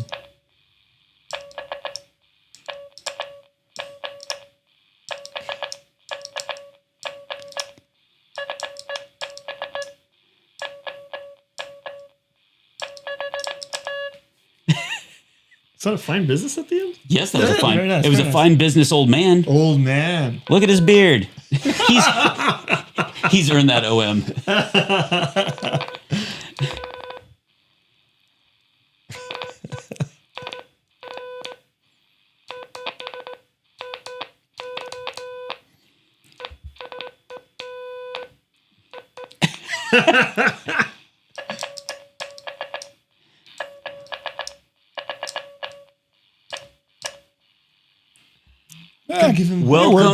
Welcome to the Brass Knuckles Gang with Ara as my witness. And the medium in which the transmissions happened. I think we were radiating straight through your head. Through there. my head. Yep. Sorry about that. You know, when it comes to the sofa, Ara is my favorite dummy load. I you go. am. It's true. A joke that every ham has made far Since too the many beginning. times. But why do we all use Ara? I'm a good dummy load, man. What are you talking about? He's an excellent medium. I'm an excellent medium. He can feel the Morse code before it happens. Yes. Some say. Some say. I love the proper Roger at the end too. That was really great. Okay. That's kind of been the best part of playing with this mode has been being able to send a proper Roger. Well, I will properly. notify Forrest of your honorable BKG contact and the necessity to induct you into the Hall of BKG fame. I hope Ara can bring up the website because it is truly fantastic. Wait, is this You're the going to right- need to this use the doesn't one seem that's right. not an actual gang, though. Oh, that does look like an actual game. Yeah. Unfortunately, there are actual gangs. It turns out calling something the Brass Knuckle Gang will invoke. Where is Try it? adding Morse code. Oh, Morse code. Yeah, Come on, Ara is Google. struggling with Sorry, Google guys. here. I didn't queue it up fast enough. Oh, But There you go. BKG.club. All right. Here you go. Okay. Also, for the BKG.club. audio listeners and for the video listeners, what is the Brass Knuckle Gang? Because I feel like we didn't actually talk about what that was. Well, Ara, the Brass Knuckle Gang is a law-abiding group of ham radio operators that pound brass. Amazing. Now, I personally, if you look on this list, am BKG number, there I am, where are you? right there. Where? Oh, hold on, go up. BKG number 62 with Adam, K6ARK, BKG number 63. That's right. And of course, if you look down the list, you'll recognize some of our favorite highlights who have been on the show. oh, right. We have Tim Sherry, N7KOM, right up here. Oh, yeah. Number 67. Nice. BKG, 6-7. Oh, yeah, that's right. And he got it on the podcast on the last episode, Last episode episode. 12. Yep. Yeah, he was his signal report was 6-7. Amazing. It's the new 7.3, guys. And Chris just got his. Dude, this is awesome. It's the new 7.3. So if you talk to us when we're issuing BKG, I might be KD7DTS stroke BKG. Send me a 6-7. That's right. That's right. And the way you get initiated is you make a contact with somebody else on the 2 meter band CW, specifically on, I think, point 144.025 is the official. Yep. All you got to do is make the QSO and then submit your info, and then you get your membership. And if we're wrong about what this is, we're bad club members, bad gang members. I am sure the Brass Knuckle Master will discipline us accordingly. Probably, yes. So bkg.club if you're interested. BKG.club, be there, be square, be Morse code. And if you want to do it using the semi-automatic bug feature, clearly that's not quite ready yet. It's still a little bit glitchy. I am still working on it, and I plan to make that in a future release. But it is a much more proper Roger. Yes, It is. yes. Yes. And I love the idea of, we were talking about that right before this podcast, of having a button that auto keys out a proper Roger. Yeah, 'Cause that you would may have be just made a feature request amazingly- there. Please. I'm sure Forrest agrees, right, dude? Yeah. See, he said yes. Yeah. That's right. Now, I was chatting with Josh Nass, KI6NAZ of Ham Radio Crash Course fame, on the way to pick you up from the airport today. And a couple weeks ago, Josh did a live stream where he did your modification on a K1 live. Yeah. And it was amazing. There were shenanigans. If you want to see Josh struggle with a ribbon cable, go watch. Look no further. Go watch that live stream. It was hilarious. Resist yelling at the screen as he does it. But Josh is a big fan of what you've been doing. Yeah. And I asked him if he had any questions for you, and he does. Fair. The question is, it seems like that you plus a very small development team working entirely for free on weekends and evenings was able to bring a Morse code capability to life remarkably fast. I mean, it's only been a 1-year development cycle. You already have multiple working firmwares And on your spare time. on your doing all spare this. time. Yeah. So that makes it look easy. Now, I know it's not because you're a unique talent, but it makes it look easy from the perspective of somebody who doesn't know software development, right? Now, given that, why do you think that the major manufacturers, Alinco, ICOM, Kenwood, Yaesu, Elecraft, aren't producing radios with an equivalent capability? Why is this the only radio that can do what it's doing? It's a fair question. And honestly, I mean, not working at those companies, I don't know the real answer to that. But I mean, I think it's a combination of one, they just don't think the market's there.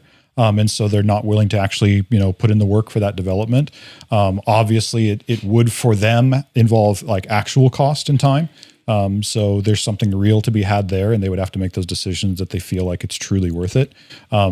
I'm sure, at least to some degree, there's a little bit of additional friction for the regulatory or even the like electrical improvement work that would need to be done. Yeah, I put on my firmware releases clear warnings. This may very well break your radio. I don't even know. Yeah. I'm not responsible for that. Oh, Of course, that being said, not, this has now been done on hundreds of these radios, and it generally doesn't. Yeah. I mean, I heard you might have broken a radio that way. That was an experimental release, though, right? Okay, so that wasn't an official release. So it was an experimental release, followed by another experimental release. I did multiple hardware modifications as the releases were developed. Right. I may or may not have had hands that could have easily slipped and stripped off unknown numbers of surface mount components. I am willing to take full responsibility for that radio becoming a throwaway. Right. And we've heard, I've seen Forrest videos. He talks about how he's definitely wrecked radios doing these reworks, and I understand. Again, that's one of the reasons why I'm eager to put out no rework options when they can be made, because a lot of people just aren't up for it or can cause problems. Getting back to the manufacturer's question again, would there be additional regulatory challenges there? Would they have to do extra certification testing or have more robust systems in place electrically? Perhaps, but it certainly seems like if anybody, doing development on one of these HTs looked around at the market that we're kind of developing in the community for it, maybe there's some justification for doing these features. I feel like the implementations of features like this has actually gotten worse over time. This is sort of one of those, we're not going to go into the whole argument about appliance operators and ham radio and that kind of thing, but there's this whole question of like, does anybody really even want to do anything other than FM on a radio?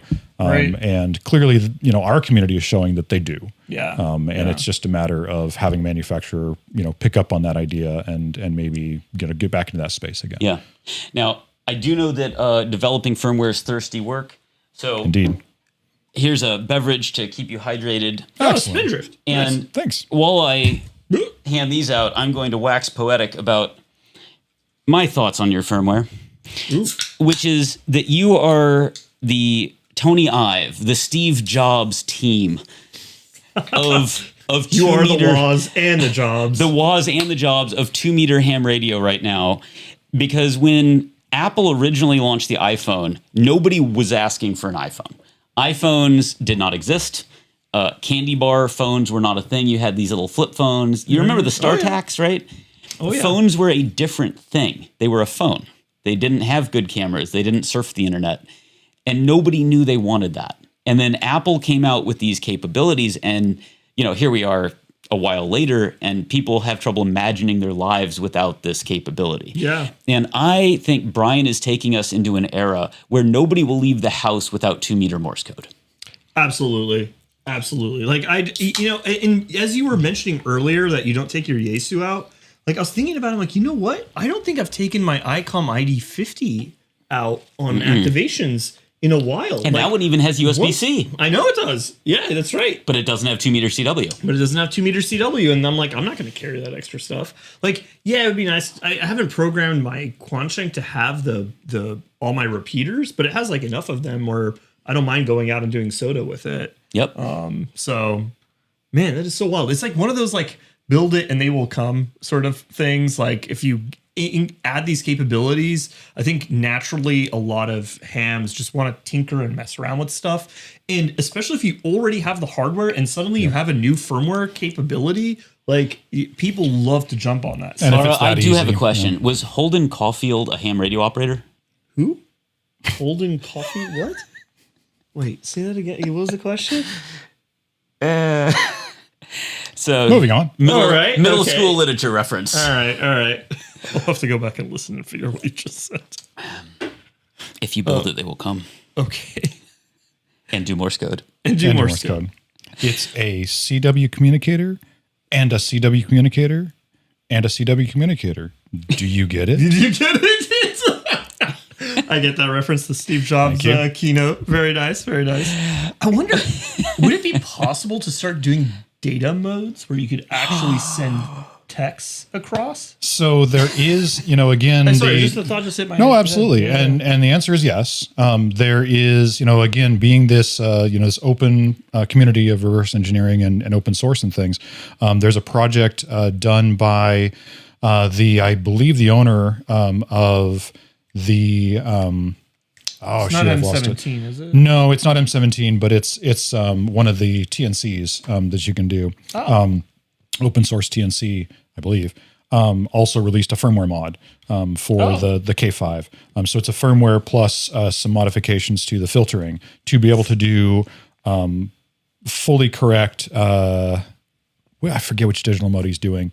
One of the Q PSKs, I think, or something like that. Oh, cool. One of those. Anyway, being able to send 9600 data through these radios, which normally on these less expensive radios you can't do very well. Sure. And so that's something that he's exploring. That's so cool. One of the future features I'd like to potentially explore is doing some version of an FSK encoded mode. Like say FT8. I think it would be kind of weird, but who knows who would come if you built it to do exactly. an FT8 2-meter, capable sending radio. I am curious if one of my favorite features about the Quanshengs, which is if you don't like the frequency you're on, wait a minute and you'll be on a different one. I do wonder if that feature would interfere with data modes. It may. I mean, there are some calibration features built in. There is a factory calibration, which folks are good at screwing up accidentally. Oh, no. You should. I mean, normally you won't. But one of the pieces of advice that we give is basically the first thing you should do when you get one of these radios is go to the firmware flashing sites and download your calibration data. So that you have a copy of that. If you do ever mess it up, which again, you shouldn't normally, but you can, that you'll be able to re-upload that and report back. There's also a additional calibration offset built into the menuing system. So a lot of folks don't know that there is a hidden tech menu built into these open firmwares. Hold down the PTT button, obviously the big first button, and then the top of the two side buttons, what we like to call side one. Hold those both down at once while you power on the radio, and you will enter into tech mode.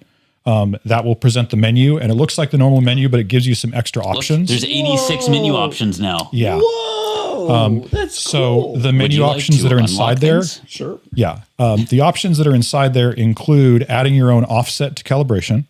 And that was, boy. Oh, that looks like a thing you don't want to mess with. I mean, obviously that's the kind of thing where you want to be test transmitting and then receiving on the other end on a well-trusted receiver, and then adjusting that calibration as necessary. In fact, one of the recent fixes that I did to the firmware was you can PTT you can hand key with the PTT while you're in this menu, so you can see on the other end what carrier is coming in. And so, little fixes like that. But that tech menu is also where if you're using one of the CEC style cables with resistors, you can fine tune those values. So if you built a CEC cable and it doesn't seem to be working right, you can go into the tech mode. You can do a read mode. It will read what's coming off the cable. You key back and forth and see what the that's numbers really nice. are. You go back and adjust those numbers so they Got it. match. So you can hit the right thresholds. Yep. And so far I haven't heard reports of folks, having huge problems where they couldn't make their CEC cable work, but that offset calibration is available in there if you need it. Nice. So, Oh, that's so cool.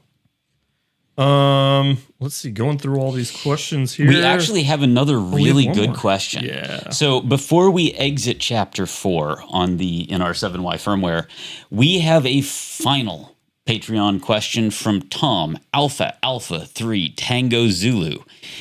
Tom says that people you'll probably never meet are having QSOs and building local communities enabled by the firmware that you wrote. How does that sit with you? Hi, Tom. That sounds great to me. I mean, honestly, that's kind of what this is for. And again, what open source and sharing technology is all about is, yes, you are trying to build a community around, the center of the activity and be able to participate in it actively. But I'm also so happy to hear that there are completely separate communities that I might never directly interact with, also being created around it and ideally continuing to advance that technology forward. And whether it means they're just getting new folks to learn CW because of it, or they're making QSOs because of it, or they're making their own firmware, or they're learning from it. That all sounds great to me. Fantastic. Oh, Well, man. I'm excited that you are happy to have everybody building community. The community that you have enabled is one of my new favorite communities. The 2 meter CW shenanigans that people have been getting up to this year are just fun. Yeah, absolutely. And that's kind of part of the joy and part of what keeps me interested in doing it is seeing that kind of feedback and stuff. I get surprised by stuff all the time. Here's one for you. Somebody emailed me the other day and said, I used one of these radios in CW mode to make 3 contacts on a linear satellite. No way. Yep. What? Yep. You could do. I can't imagine the Doppler that he was surfing in order to make this contact, but apparently that was a thing that happened. Least. Yeah. That's nuts. Yeah. Linear satellites. Why The not? other thing it's been changing, I think, is the antenna scene on 2 meters. Oh yeah. Because there's kind of been this stagnant antenna culture of, you carry your real radio, which is the HF radio, and then you throw in your handheld with a rubber duck to knock out some 14658 FM contacts, but those are kind of bonus contacts. It's not the point, right? And now that people have these weak signal modes, all of a sudden 100 miles is not looking very impressive. 100 miles is easy with these radios. And now people are pushing those limits by saying, all right, well, what if I pair up this radio with a 6-element Yagi? What if I do, collinear verticals or, make Moxons?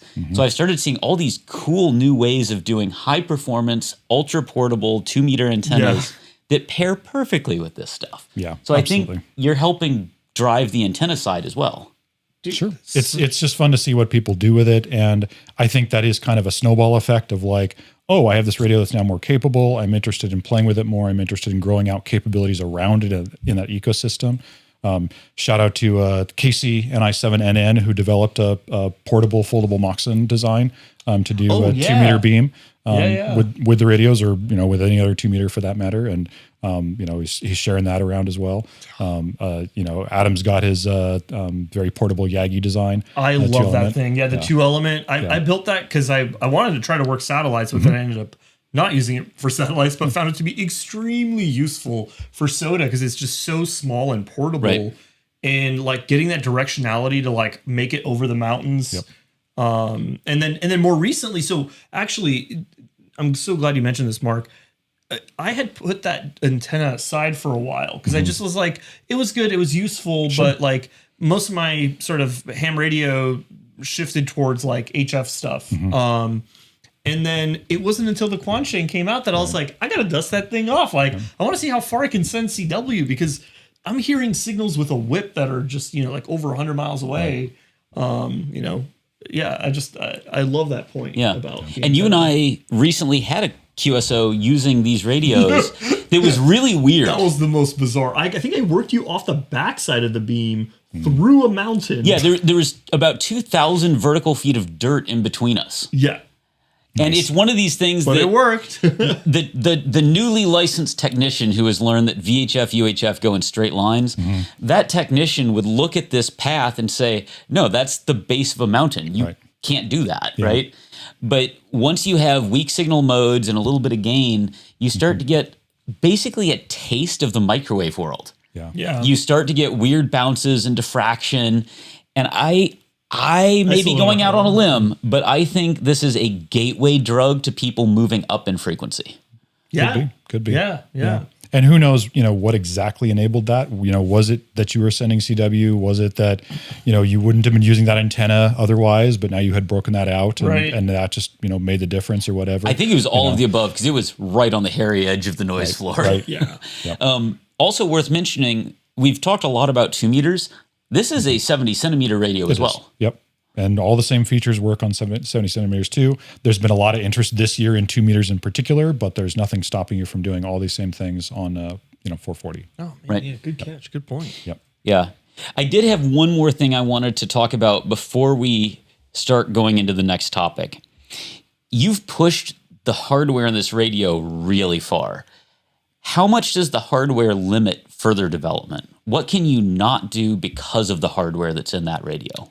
I mean, part of it, I don't know yet. I mean, obviously, we're still playing. There's still a lot of possibility space.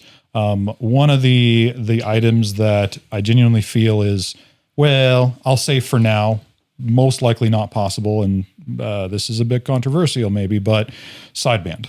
So all of the open firmwares have turned on what they call single sideband, and unfortunately, it's not.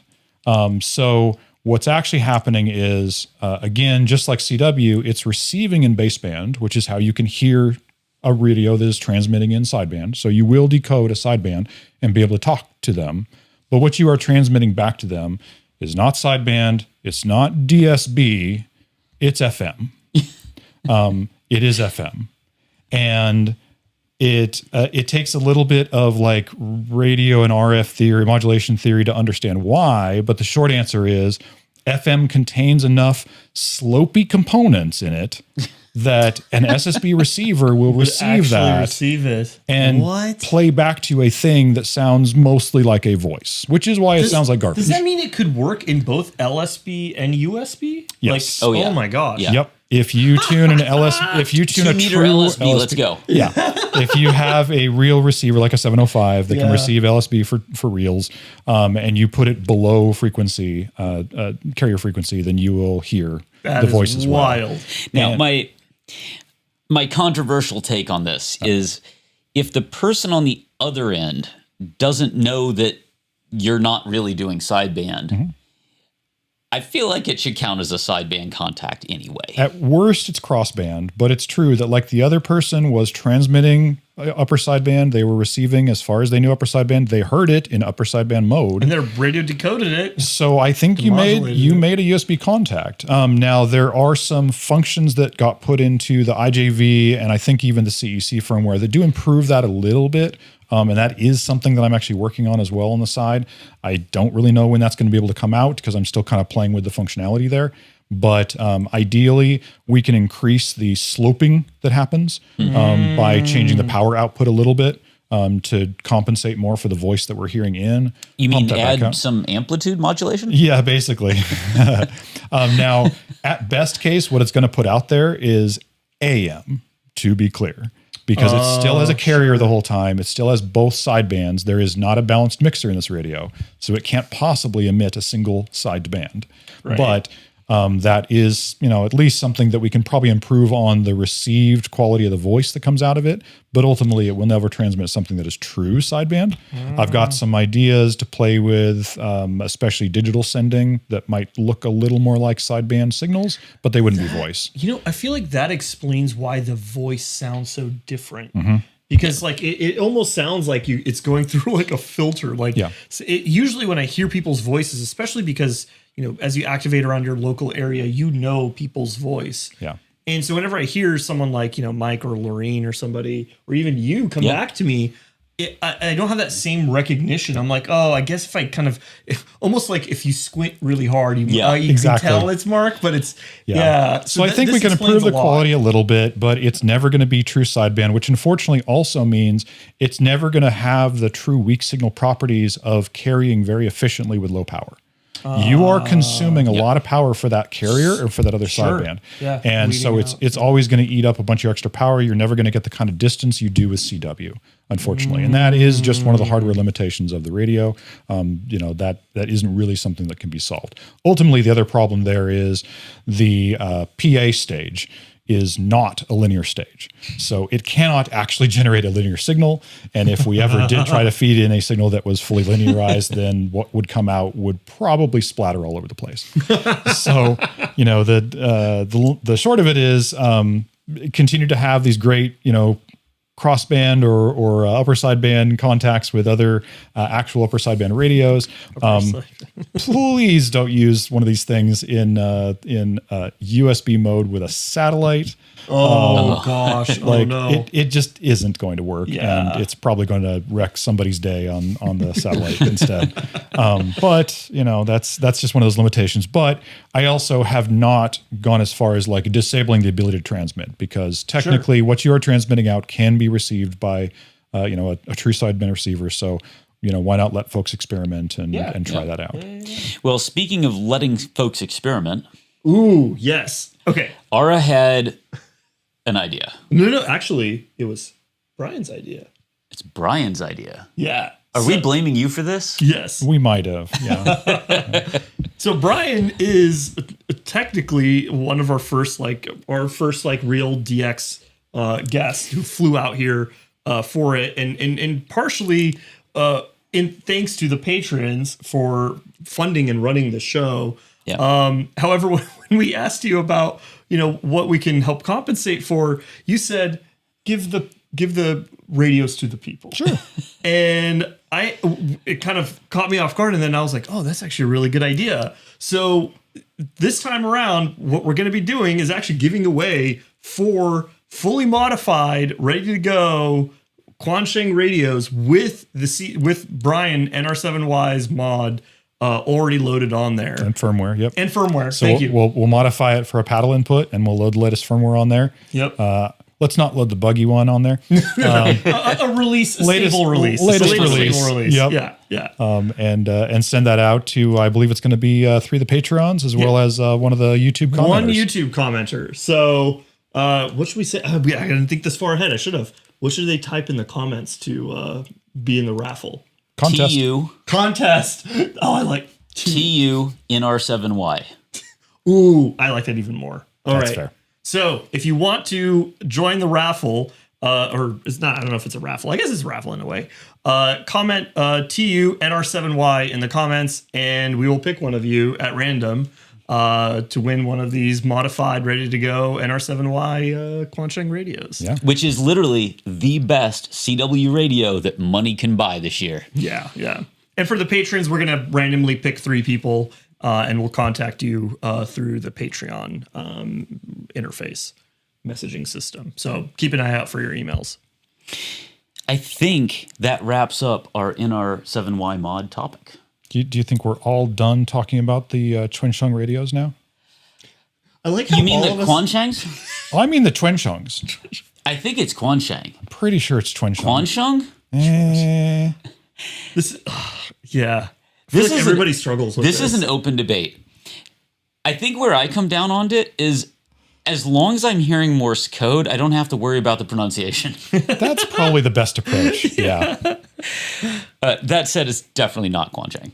Yeah, I know. D corrected you, and It's also tonal, and as somebody who doesn't naturally use tones, I'll be honest, I don't think I can say it correctly at all. I'm pretty sure it's not Quansheng either, but that's what I say. Well, you heard it here first. The closest you're going to get is Quansheng. Unless you can find a native speaker, but let's just make beeps. that sounds good to me. Let's make beeps. I like that idea. Speaking of making beats, My favorite topic. Are we moving on to field day? to field day. That's is that next week? Yeah. It's next week. It's next week. It's Guys, next don't forget week, it's next all right. week. Oh my God. By the time you're listening to this, it may be too late. It was field day. Oh man. So Brian, field day. Oh, actually, we should say field day is the 27th and 28th of Saturday and Sunday, Saturday 11 and a.m. Sunday. to 11 p.m. 11 a.m. Saturday to 11 a.m. Sunday Pacific time. Correct for your local time zones. Yep. Yeah. Or read the official instructions on ARRL.something. People will figure it out. Yeah. So Brian, what are you doing for field day? I have no idea, but it inspires me to go out and at least perhaps do a summit for field day. That's kind of my favorite approach right now has been. I'm not active in a club, around my home area, but it's always fun to just go out and do a summit because that's kind of like field day every time you activate anyway. And it's extra fun to be able to then work the field day stations while you're out there. Yeah, have you thought about coming back to California for field day? It's a possibility. All I'm saying right is back. we do have some good field days going on around here. All right, here. what are you doing? Oh, putting me on the spot. Very good. Very Oh, good. I mean, you're literally in the middle. I know. Very, very 99% likely I will be at the W6TRW campout. And that is within wonder 1%. who's running that one. That is within 1% of the correct answer. It's very likely I will be there. Yeah. I'm doing everything I can to get Ara there. Do you want to tell oh, sorry, go ahead. And oh, yes, I do. Okay. You were going to ask if I wanted to tell you about our field day? Yes. Oh, yeah. Okay. Let's do it. Let's do it. Hey, We're Mark, going to be running. can you tell us about our field day? Oh, Brian, I thought you would so never glad you ask. Brian, you should come back for our field day. Ara, that last 1% is mine for the taking. Okay. All right. We are running Class 5A. That means 5 simultaneous stations as a club. A club which Brian hasn't fully committed to yet, but we'll get him. We're also running 5AB, which means we're doing the whole thing on batteries and solar, only renewable resources. Oh yeah. Now, Wait, did we do that last year? We did that last year. Yeah. And do you remember what happened last year? We had a lot of power. And we won the category. And then we won the category. Oh, and we did it the year before. Did we win the category? Yeah, we won the category. We also did it the year before that. Did you win the category? We did win the category. Oh, nice. Now, I'm not going to say we're the club to beat, but bring it. It's also not a competition. It's also about having fun. It's absolutely not a competition. We will win, though. It's going to happen. So we're running 5AB. Right. We have a couple 100 watts of solar lined up. Mm-hmm. We have over 100 amp hours of solar rechargeable batteries coming. It's a lot. Along with a battery-powered truck if we decide we need a lot of extra power. Now, none of that's really necessary because we're optimized for low current draw QRP. Almost all of our operators are SOTA operators. Yeah. And we're going for that multiplier. And we're going for the multiplier. Yeah. You get multipliers for doing low power. You also get multipliers for doing Morse code. Mm-hmm. So we're going to get lots of multipliers. And it's convenient that we have a lot of SOTA operators on our team because we are doing it from a SOTA summit. That's right. That's right. Cerro Noroeste. It's 8,300 feet up in the Los Padres National Forest. And it is a beautiful summit, phenomenal sunrise and sunset. And importantly for field day, a sloping drop-off with a clear view of the east. Yep. Good view of the horizon. Good view of the horizon, which is ideal for all of the beams we're bringing. The current plan is to have a multi-element arrow antenna for 6 meters. We're going to have a hex beam for 10 meters, 15 meters, and 20 meters. We're going to have stacked moxons operating orthogonal for 10 meters and 15 meters. We're going to have a long wire for 80 meters and 160 meters. And we're also going to have a custom-built moxon for 40 meters. Nice. Dude. Oh, Adams. Yeah. And that's right. We are going to have K6ARK showing up to this camp out. And he has promised, and I believe this is true because he does this every camp out, as he's a nice guy, he is going to make us coffee in the morning. Oh. So we're going to have freshly brewed pour over, which is a great way to wake up while we continue winning. And if people would like to understand how epic this is, we're also very likely, I can't promise it, but Ham Radio Crash Course is currently planning to show up and do a live stream from the mountain via Starlink. Beautiful. We're going to have some other heroes from the local community, possibly including N6ARA, who are going to make this a very lively event. So a lot of the people and the names that you've heard about on Sofas on the Air are going to be at this field day. We have 24 people with a hard yes, ranging in age from 9 to 80. Dang, wow. And if you're wondering, that 9-year-old is a really good operator.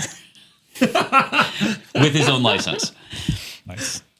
So that's awesome. It's going to be a show. And if people want to show up, we are a open site. Oh, okay. So they can go to the ARL website. Yep. There's a locator webpage. There is. Yeah. So you can go to the locator website on the ARRL webpage, or if you happen to prefer Googling things yourself, we are at Campo Alto. So that's right. Yeah. And we're at the very end of the road. So you just type Campo Alto into Google and you drive until you hit trees. I mean, don't actually hit the trees. Yeah. Don't actually hit the trees. Especially because we're going to have antennas attached to them. Yes. That's no good. But yeah, when your car's ignition starts to misfire from all the RF, you know you're getting close. It's going to be a show, dude, man. I'm excited. It's going to be awesome. It's going to be a show. And I've had people say, maybe I'll catch it next year. Nope. You're just going to drag them? You're coming this year. The best way to prepare for next year is to be there this year. Oh yeah, totally. Yeah. I mean, and it's a beautiful campsite area too. I mean, it's like you're up in the forest, and the night sky is really amazing too. Like it's a really good area for like sky observation. I think we've got some astronomers there. Yeah. Tony last year brought his like telescope and was taking all these like amazing long exposures. So you can be working the 80-meter station and enjoying the star view stars. as well. Yeah. Yep. It's good. Yeah. And lots of good food each year too. Yep. And then if we need to light up the campsite, at least one of our members is bringing a couple thousand lumens of battery-powered camp lights. Awesome. So we can choose between beautiful night skies with turn the it Milky into Way, day. or just turn it into day. It depends on how the bands are behaving. Yeah. With that much power, you might just end up like lighting up the ionosphere. I did think it was funny that we have planned more power for our lighting system than our radio systems. Unfortunately, I don't think Field Day allows terahertz contacts. Yeah. 300 terahertz. You know, if we just modulate those lights by jumping up and down in front of them fast enough. Wiggle it. Yeah. I love this. And for people in the Los Angeles area or Southern California in general, or if you feel like hopping on a flight, you should know we are going to also be running our own mesh core repeater from the site. That's right. And so if you want to chat with our team, join the hashtag W6TRW public channel on MeshCore. You will find us there. Just all the radios, all the bands, all the modes. Oh, and did I mention we have a satellite station? Oh, is this the satellite station that wasn't able to make it last year? Okay, that's satellite station is a very big understatement there. That is like a professional like ground data center. It is a ground station. And I should mention the guy that was unable to show up last year regretted missing W6TRW's field day so much. He went out and bought a new vehicle so that he would not have that problem. Oh, yeah, and the context here is like his car broke down on his way last year, right? Because it's an 8,300-foot mountain, and it physically gave out. Make it. Killed his car. Yep. I love the determination. He has promised he will be there. That being said, we have a backup satellite station also. Awesome. And both of those satellite stations do have ASL rotors with computer-controlled Doppler shift correction. Oh, beautiful. Because we don't take risks. Right. We succeed, and we win at the thing that doesn't technically have winners. It's an event, It's not an a event. contest. Oh, I've tried to tell him this like 1,000 times. You can't convince Mark of that. I'm sorry. It has points. I guess it can be won. It has points and a ranking that is published. You know, Josh took a survey on his live stream about this, and 2/3 of Josh's live stream viewers said, yeah, it's obviously a contest. Oh, that's a super majority. Yeah. That's wow. a clean super majority. Yeah, it is. Can't veto that. Yeah, Nope. that's true. That's true. Veto proof. It's a contest. Oh my gosh. Hashtag not a contest. Hashtag not a contest. So yeah, Oh my field gosh. day. I'm excited. I can't wait. Yeah, I want to work a satellite. I've not done a satellite contact before, so Well, I would like to. did I someday. make any progress on that last 1%, buddy? It's gonna happen, dude. It's gonna happen. All right. It's gonna happen. All right. It's going to happen as We'll make Ara it happen. speak for I'll he's make it going to happen. come drink Adam's coffee. Yeah. No. Well, I think we'll make it work. Good. Did anybody oh my support gosh. this show? A lot of people support this show. Matter of fact, we have a Patreon. Oh, do we? Do we? Do we ever? Fascinating. So yeah, if you could, we do have a Patreon, patreon.com/sofas on the air. And so if you want to help us continue raising funds to fly people out to come join us on the sofa and be our guests and ask them amazing questions in a fun, real life, real time podcast activation video. You can help us by supporting us with the Trailhead at $5 a month. That helps. What is it called? That allows you to ask our guests questions through our Discord channel. And then finally, we also have a Ridgeline for $20 a month if you want to actually suggest who the guest gets to be here on the couch to be asked the questions and to also ask the questions. So you get the Trailhead benefits as well. And plus, it also gives Mark and I a warm feeling in our hearts knowing that we're supported. Do you have a handy list of people who have been supporting us so far? That seems like a very generous thing for them to do. I do. We do. It's actually at the end credits of this. Oh. So Mark, the editor, gets to put them at the end. Okay, so I know who these people are. I'm kidding. I actually am looking at a list of them right now. Yeah. Thank you all for your support. We'll throw your names at the end. I'll try not to forget this time. Yeah, and I think with that said, that's everything else. Do we have any other plugs? I know we're definitely going to plug your Git repository for the Quansheng radio. Yep. And of course, I've got separate repositories for the original V1 K5, and then there's a different one for the K1, the later version with the V3 as well. So find the right radio, find the right firmware repository, and go play with it. Awesome. And if you want your new fancy radio using all of Brian's innovations to work as well as humanly possible, go to N6ARA.com and get yourself a Tinyfilter. Coming soon. It'll be on the website in about, well, it's already on the website. You can sign up to be notified when they're in stock, but they're coming in about 2 weeks now. And if you like SOTA Plus, Ormu Orange is the color of choice. It truly is. It truly is, Mark. Also awesome. The only color? Right now, it is the only color. There will be more colors in the future. You know, Henry Ford had something to say about that. You can have any color you want as long as it's orange. Oh, I love it. I love it. I think that's it. I think that's it. Brian, thank you so much for hopping on a plane literally to join us here today and talk to us. It was such a delight to hear about all the background behind this firmware that you have put so much effort and time into making, and as we pointed out earlier, touched so many lives here and made the hobby such continued to keep it exciting and fun. Yeah. So thank you so much. Happy to do it. Had a great time, and I'm continuing to have fun making the firmware. So looking forward to more releases in the future. Awesome. Yep. Sounds good. Well, love you, bro. Love you, bro. Thanks, man. Love you too. Well, thank you all so much for joining us. This is a ton of fun. I guess we now say 7-3. 7-3s. 911, what's your emergency? I'd like to report a missing sofa. Do you have a description? It's brown and leather. When was the last time you saw it? It was last seen on the air. Have you tried calling CQ? No, I have not. Thank you.